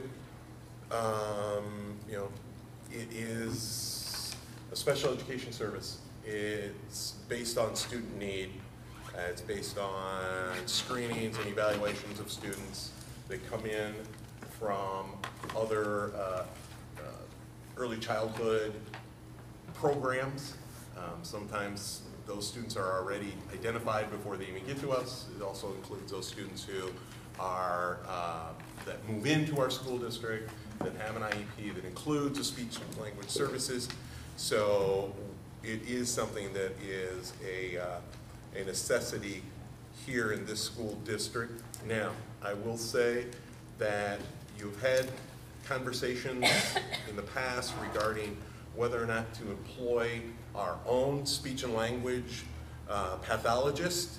And the only reason that that wasn't brought to you for this coming school year is because there's going to be changes to the certifications and licensures of speech and language pathologists. Will no longer be able to use the individuals who are only classified as assistants. And I have no pattern or background information to base whether or not it would be more economically feasible for us to have our own employee or to continue contracting. So that's something that this contract is going to give us a base on to determine whether or not it's going to be more practical and less costly for us to employ someone rather than continue a contracting service. Do you know if any rates have increased or the hours have increased, either of those? No, those are the same as, I believe. Contract last year? Yeah, the same as last year, yeah. The only thing that's increased this year is the fact that we had to purchase more services because of the number of students. And a lot of those students came to us with those IEPs, so that was kind of what hit us this year. So. But I just wanted to make the board aware that that was not a conversation that was just tossed to the side. It's just that I didn't have the right kind of data yet because of the changes in the law. So we will visit that issue next year. Any questions to Mr. Aldridge or comments to the board? Having none, roll call please. Linda Bailey? Aye. Pam Griner? Aye. Brenda Cagle? Aye. Julie Troop? Aye. Rebecca Kern? Aye. Judy Strauss? Yes. Motion carried. Okay, we have our amended school calendar. We need a motion, please. Make the motion to approve the amended final public school calendar for the 2013-2014 school year. Second?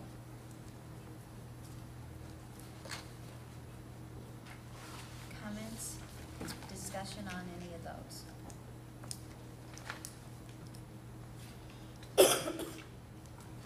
The only thing is the the fact that it was amended because of our use of emergency days, and so those are located in here. You can see February 5th, 08 or AOG. You can see January 27, 28 AOG. You can see November. Sorry, Three of them? November 18th is an ED. That wasn't in there. I'm sorry. And that wasn't listed? No, it's there. 10/18? November 18th is ED Oh, on your, on the amended calendar. right, on your back page. Oh, the back page? Yeah, it got overlooked, so. And that was an AOG? No, it was a ED. ED.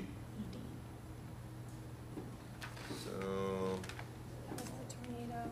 No. yeah, that was the, No electricity. Oh. yep, the electricity day, emergency day. It's on So this. we don't have to list emergency days in the calendar itself or in the back page as explanations here as to why we had those days, because they're already built Yeah. into the approved calendar. I'm sorry? Make sure you're on the right one, 14. because, Okay, here, you find the ED on November 18th, because I I have see it it on mine, yeah, it's on mine too. Okay. 25th. I have an It was just kind of confusing when I first looked at it, and I didn't realize that was for this past year. That's February?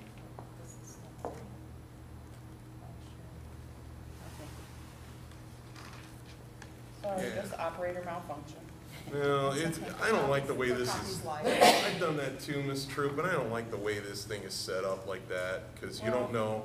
I It don't says, look at the bottom for the month, I look at the top for the month. and it's in there and it's light, and it's just not a very good format, in my opinion. But there it is. So we have our emergency days, our days that we had to use for the act of God days when it was cold, and the use of our emergency days. So we had to amend the calendar, and you can see that we use the language there for the act of God. We have to put in a reason why specifically we use those days, and 1, 2, 3 days there. So that is our amended calendar, and once it's approved by the Board of Education, it will be submitted to the Regional Office of Education's office, and they will either approve or tell us that it's wrong. I don't see how they'll tell us it's wrong, but you can never be 100% with the State Board of Education. So I don't feel that there will be any issues, but. And have you formed this through East Peoria's? Have you considered East Peoria? Not for the amended. We're just fixing this year's. That's for Oh, That's for sorry. next That's year. right. Right, Looking right, at right. the We're next just one. voting on the Okay. amended one, sorry. All right, got it. Got it. Okay, are we ready for roll call then? Lynn Bailey, Aye. Pam Griner, Aye. Brenda Cagle, Julie True, Aye. Rebecca Kern, aye, Judy Strong. Yes. Motion carried. Okay, now, G6, we need a motion for next year's calendar, please. I make a motion to approve the proposed public school calendar for the 2014-2015 school year. Thank you. Communications on this one then. And to answer the previous question, as we consulted with the other area school districts regarding the coordination of the calendars, and I will say an emphatic yes. We spent a number of working hours between all of the superintendents to determine how we would use our calendars this year, and the calendar that is being proposed for the Board of Education does fit nicely with East Peoria High School's calendar. They start a little bit earlier because they have freshman orientation, blah, blah, blah. You know, they have their high school graduation.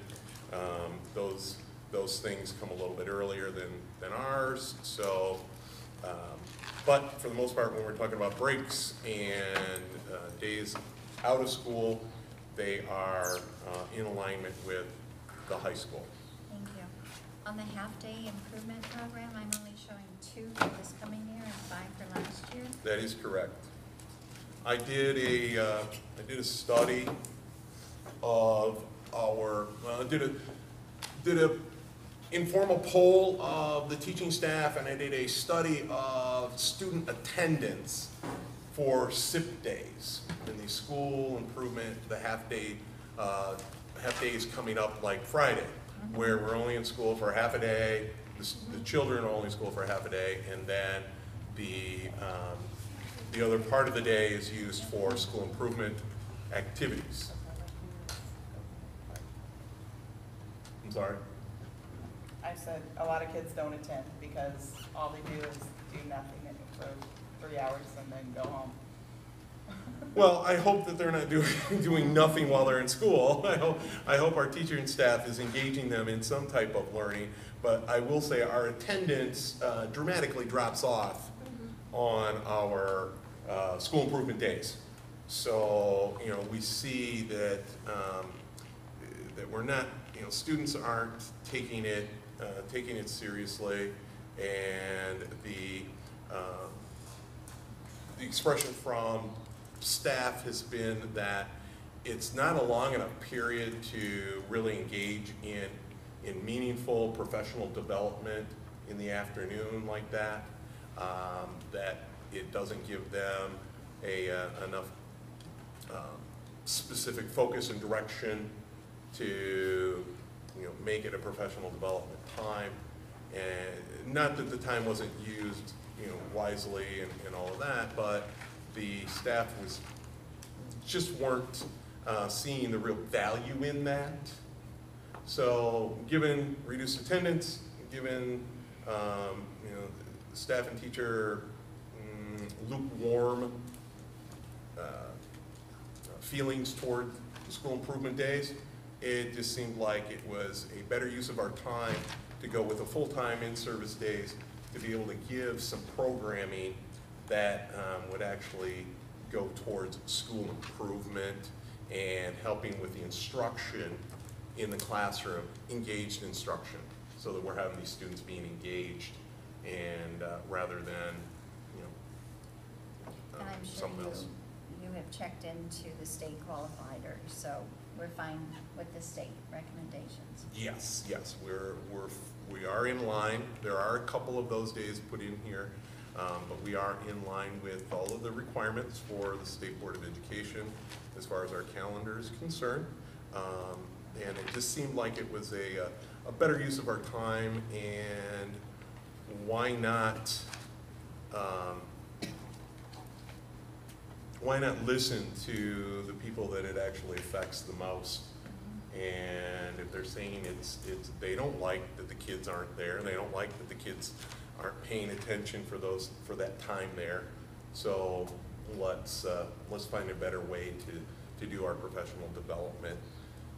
We've had communications too before on our families, because they're working families in the community, and it would be hard for them to pick up sometimes in the middle of the day and have somebody to watch their children. So therefore, oftentimes they're the ones that are staying home, which leaves a smaller class, which therefore affects, you're going to have to reteach something if you got a lesson plan because you haven't gotten everybody's attention. So True.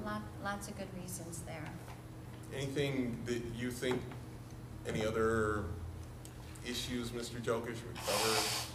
No, not particular now. So that is the proposed calendar for the 14-15 school year presented to the Board of Education. If there are changes or ideas that you would rather consider, I would be more than willing to rework it and bring it forward again. Can you explain the NIA day difference then too? Yes, NIA is, if you look on the back page for, it's not on there, coding's not on there, I'm sorry. It's on there, It's on the back. not in attendance. Not in attendance. Oh, there it is at the very 118 bottom. and 117. I'm sorry. Nope, you got it. Not in attendance is 17 days. Those are the days that are not covered by an actual holiday. So if it's not a state or federal holiday, it's considered a day of not in attendance by the students, and that's for your general state aid calculations. So you'll see there the day before, in November, you'll see the day before Thanksgiving, the 26th is not in attendance. Okay. The 27th is the holiday, and then the Friday after Thanksgiving is not in attendance, showing that students will not be there, but those are not holidays themselves. So I would imagine that the one-day lesson this school year probably has to deal with maybe a weekend, the calendar going into the weekend, and something wasn't, because we've got 18 in this past year and only 17 coming up in the next year. Or am I just trying to? No, we have the you'll see the full-time parent-teacher conference days and the Teacher Institute workshops. So we've taken all of those and we're using those to their fullest extent, which gives us those 6 days there to give us 185 days of total calendar days. Taking out the half days. Perhaps that's what's making the difference then? That's probably correct. Okay, So we have your holidays and you're not in attendance days. okay. I'm glad to see the spring break is a tad later.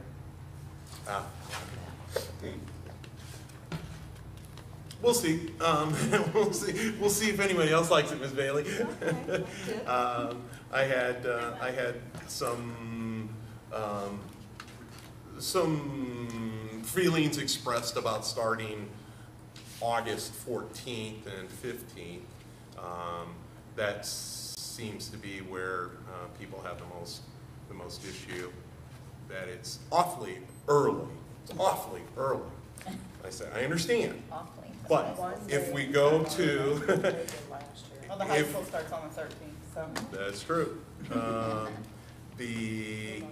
And I think freshman orientation is actually the 12th. Yep. Yeah. But if we turn it around and if we move the 14th and the 15th, Teacher Institute days, if we move them back to the 18th, 19th, then we have to add those 2 days into May, which would take us 28 and 29. So if we have any emergency snow days like we did this year, we're again looking at May 4th and 5th for getting out of school. So you give in one hand, you take out of the other, and so it's just there's not a way to satisfy everyone, you know. But More consideration than you think there is to put into this. we're trying. Okay, thank you. Roll call, please. Linda Bailey, Aye. Pam Griner, Aye. Brenda Cagle, Aye. Julie Troop, Aye. Rebecca Kern, aye, Judy Strong. Yes. Motion carried. G7 brings us to the IESA dues. Motion, please. I make a motion to approve the IESA dues in the amount of $490 for the 2014-2015 school year. Second.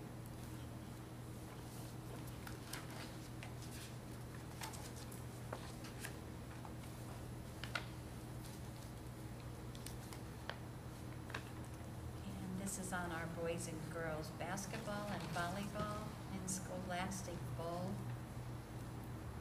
activities. And there's boys baseball at the top, sorry. Oh, Baseball. Yeah. okay, yep, I see it now. Any comments from the board? Are you having any inquiries that we need to talk about?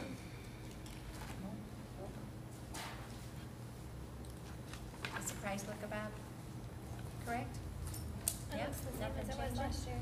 Okay, There's nothing we can do about it. Right. all right, let's go for roll call then. Linda Bailey, Aye. Pam Griner, Aye. Brenda Cagle, Aye. Julie Troop, Aye. Rebecca Kern, aye, Judy Strong. Yes, Motion carried. thank you. We have a health and medical plan motion, please. There's a blank dollar amount here, so I don't know.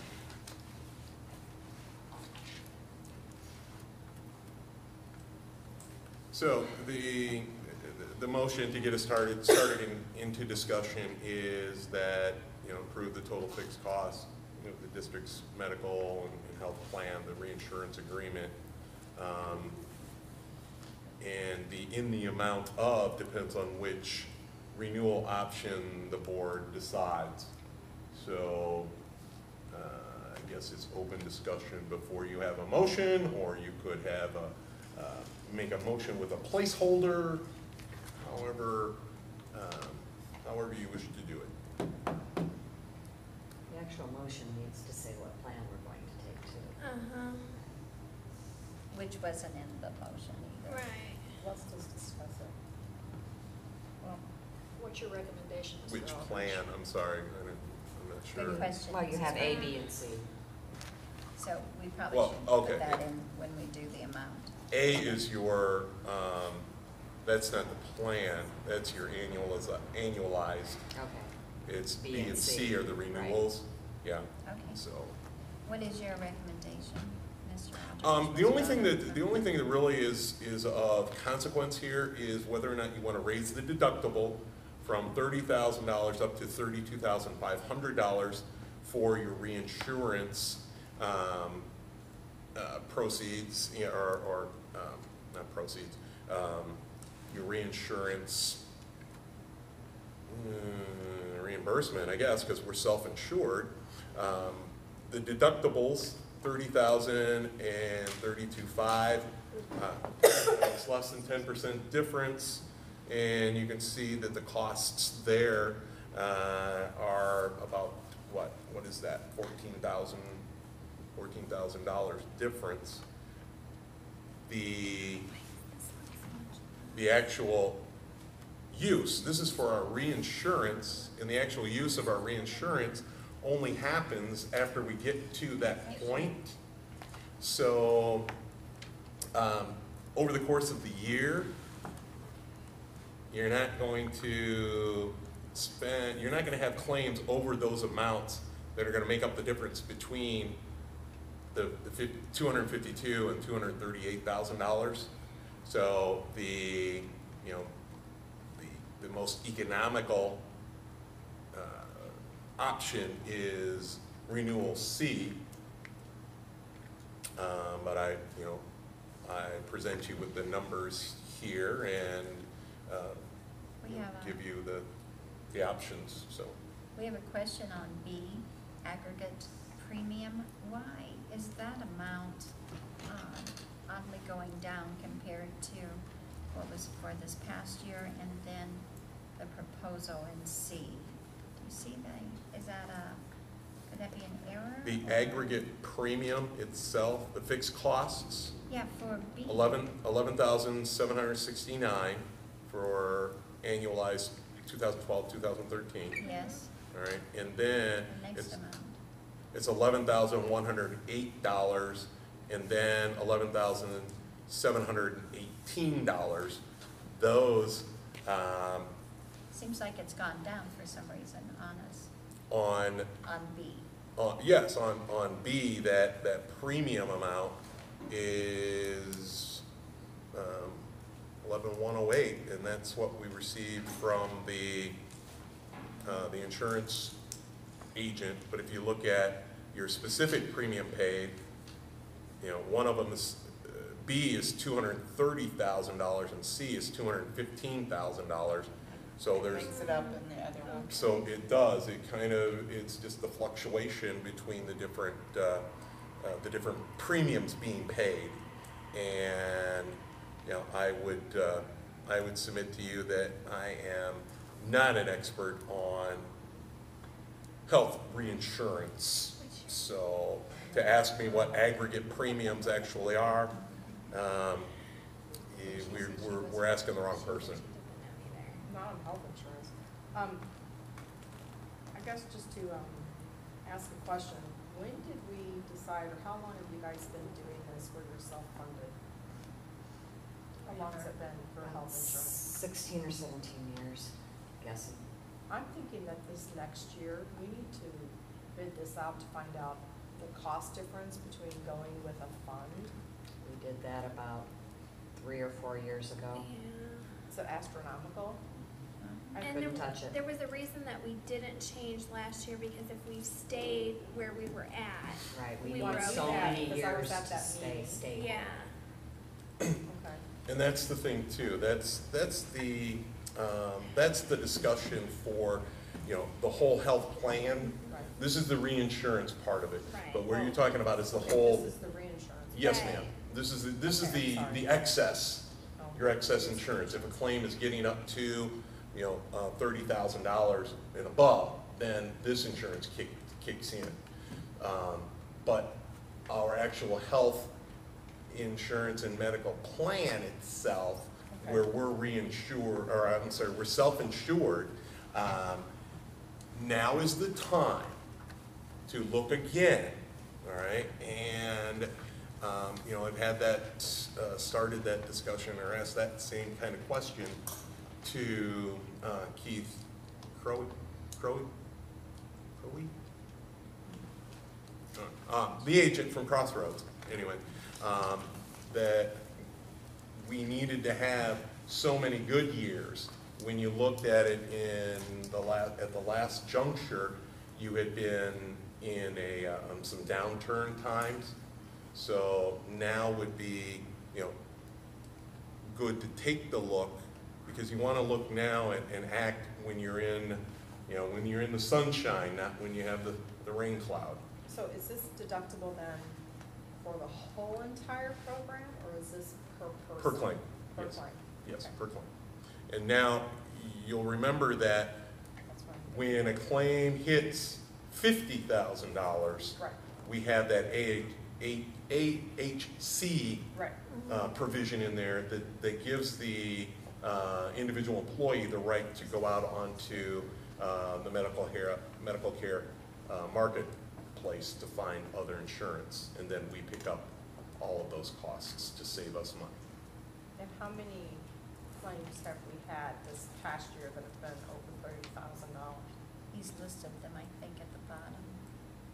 Large claims, you can see there's 1, 2, 3, 4 in this 12 to 13, July through June. So you've only had 2 that have hit the actual reinsurance marker, 32,781 and 68,922. So you've only had 2 out of 44, 45 employees that take the insurance. You've had 2 claims that have kind of hit that max. So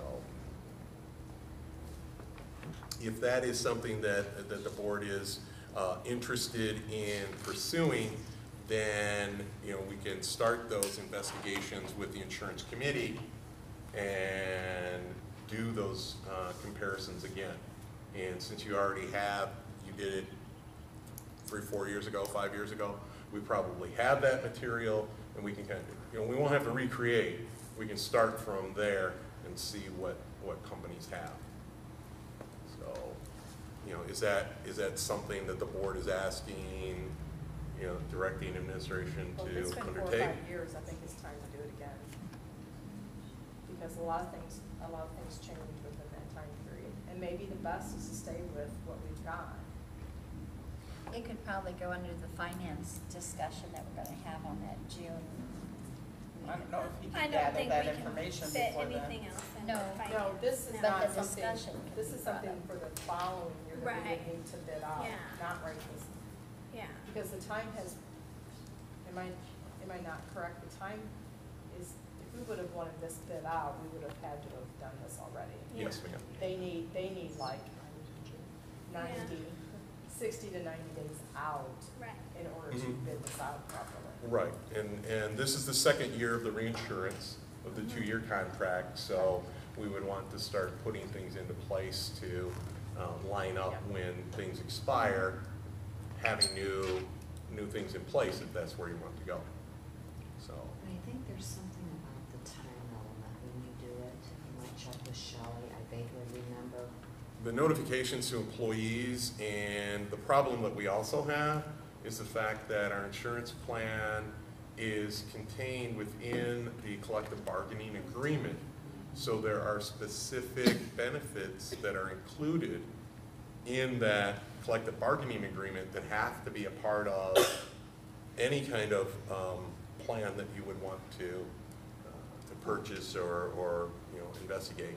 So there are a lot of things to put together, a lot of moving parts to put together to do it. And it's Very time consuming. not that it can't be done, but it is, will be time consuming and having committee work, so. I'm thinking we tried to do it in, say, October, November. We needed to wait till January for some reason. We needed the history, the months, something. I mean, I'm The sure number of Right. of look backs, That's yeah. what it was. Yeah. 15 months or something? Yeah, I don't remember. So Probably. Shelley would remember, I'm sure. Yeah, and that's the thing, we just have to see where all those timelines follow, and even if we see that we can't do it in conjunction with renewals this year, we would only enter into 1-year, contracts for the following and see how it goes to extend the time for investigation. So there's more backup that you're gonna need before we can ask you to do something like this? Right. Okay, Right. all right. Is someone ready to make a motion then? We didn't decide which one we're going with. That's why I asked for somebody to make a motion.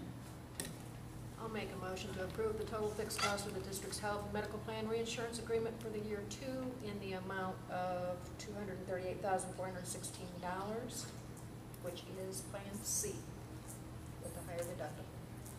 Thank you. I second.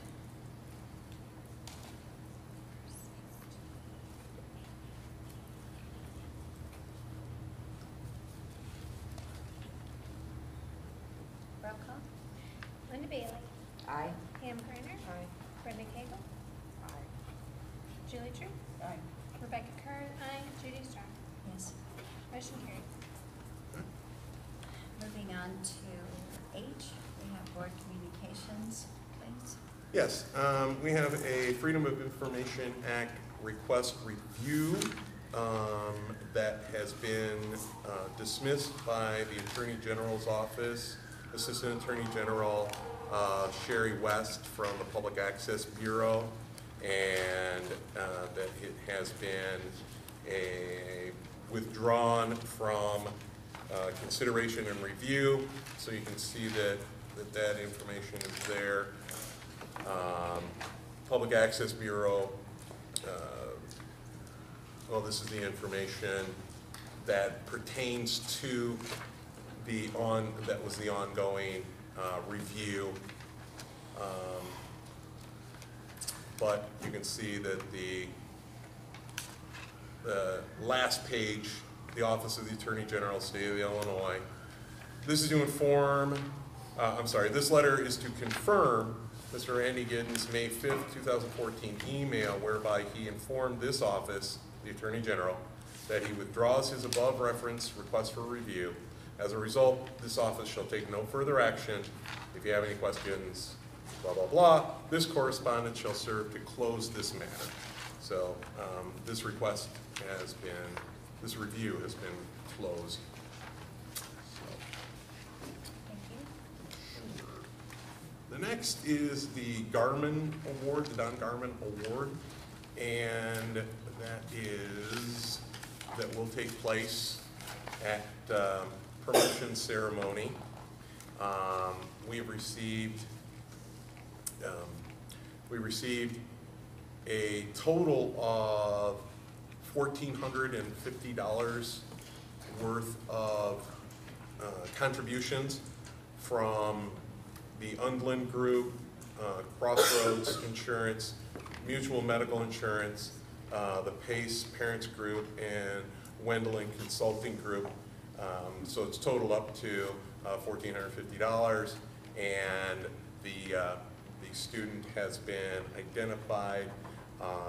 So it is a great thing, and so we'll have that presentation at the promotion ceremony. And I sent a handwritten invitation to Mrs. Linda Garmin to see if she would like to attend the ceremony and be recognized, and she did respond and say that she would gladly come. So she will be there, and we shall have the award. The amount of money was more than I had anticipated, so I was pretty happy about that, and kind of put it to some thinking and some conversations with Mr. Jokish and you know, within the office of the bookkeeper, Shelley and Stephanie and everything, and it seems to me that we would want to sustain this, to keep it going, right? It seemed to me that that was what the intent was, for this to be an ongoing award.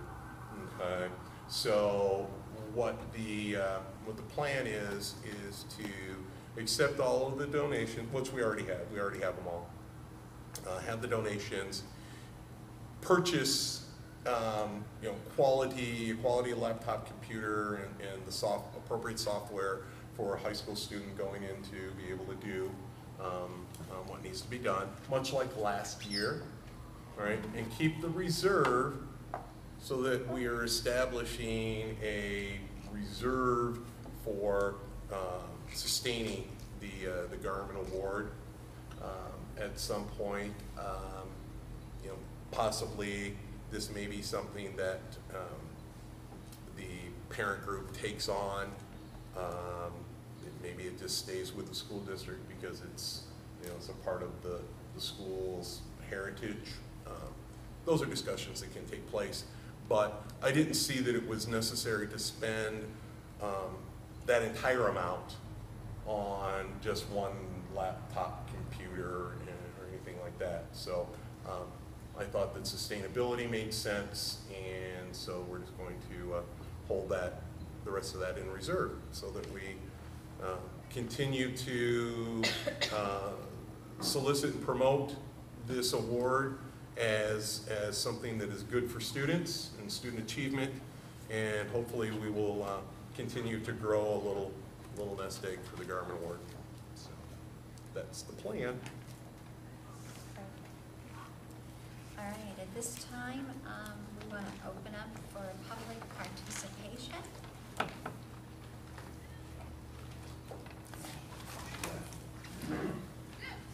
Randy Giddens, 821 South Creek Road. First of all, I'd like to thank Mr. Yokich for the work that they do in Parkview. I really like hearing what's going on at Parkview and the direction the students are headed. That's what y'all do. Everybody here should. We mentioned that I withdraw the FOIA review. That puts it back into your court. The review was the regional superintendent asked for if you had an intergovernmental agreement for TIF funds. The answer wasn't no, she was given a letter. I asked for a copy of that letter, and it didn't make any sense, and it wasn't signed. And I am used to being told you don't have documents from this school district, and I'm used to going to the Attorney General to get those documents. I did it this time. Mr. Aldrich explained he didn't have any signed documents or anything like that. And I ended up following up. I checked with the village. The village has never seen that document at all. You do not have any intergovernmental agreement with the village of Creve Coeur with TIF. They have no idea where the document came from. I went a step further. I had some time, and I almost FOIA'd to see a peeking because that's where it looked like it belonged. But I got a copy of a councilman's packet the night that they voted on it. That's the reason why. And I sent you all copies of that. Hopefully you've received all of that. And it looks like that's where somebody went through the trouble of cutting and pasting out the city of Pekin, put in the city of Creve Coeur. They cut out all the other school districts, but they left Rankin in their District 98 in one of the paragraphs. They referred to Pekin's TIF districts and things like that. That's the reason why. And the village went through the trouble of highlighting. I took them a copy. They had no idea what I was talking about. I took them a copy that the district provided, and their attorney and that started highlighting the discrepancy in that document. You have no TIF money. That means when 3 of you voted for a budget saying you're getting $178,000 from the TIF, you did not get it. 4 of you voted just 6-7 months ago reporting to the state that you got TIF money. You did not get TIF money. According to the village attorney that had a hearing right here in this gym, explained what that money was for. There was about $500,000. I had later conversations that they had to return to all the different tax bodies. The amount that the school got was based on the tax levy. And Mrs. Bailey has made 3 attempts to explain that to the board. The previous board president was at that hearing. That $178,000 was property tax revenue. It was not put into the accounts that it was supposed to be. You didn't.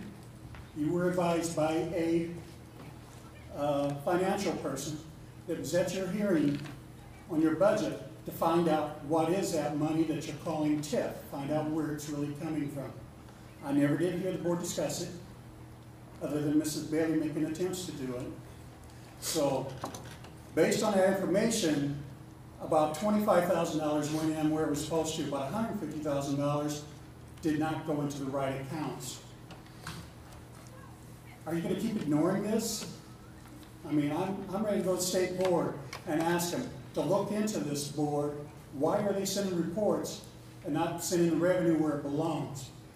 If you have something that proves that that is from TIF, that the county and the village is wrong, I'm willing to look at it and back away if I'm wrong, just like I back away. He does not have any signed copies. The village didn't know anything about that agreement. They've never seen it.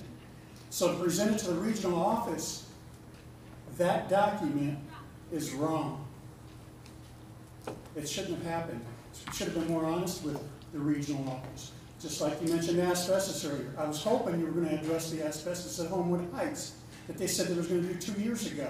You never got the permits to remove the carpet. You never got the permits from the state to cover the carpet. I asked the state, you never got the permits. You're disciplining kids. You're expelling children for not following the rules. When is this board?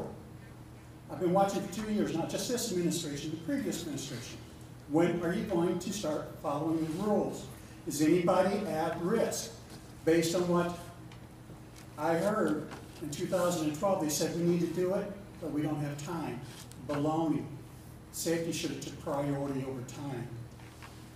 And you have plenty of time to go back and fix it, and nobody brings it up. I don't know if you forgot about it, or we just gotta wait. Nobody cares. I care. And I expect that money to be put in its proper accounts. Thank you, Mr. Gibbons. I know the board has made consideration, so we'll continue. Any other comments? Right, she didn't have any comments. Okay. We need a motion then. Hearing no other communications, we need a motion for executive session, please. Make the motion to enter into closed session for appointment, employment, performance, and termination of personnel, collective negotiation matters between the public body and the School Service Personnel Association, and discussion regarding superintendent employment at 8:26. Thank you. Second. Roll call. Linda Bailey, Aye. Pam Griner, Aye. Brenda Cagle, Aye. Julie Troop, Aye. Rebecca Kern, aye, Judy Strong. Aye. Motion carried. We need to probably take a 10-minute break. We need a motion, please, to enter back into regular session. Make the motion to return to regular session at 10:07. Second.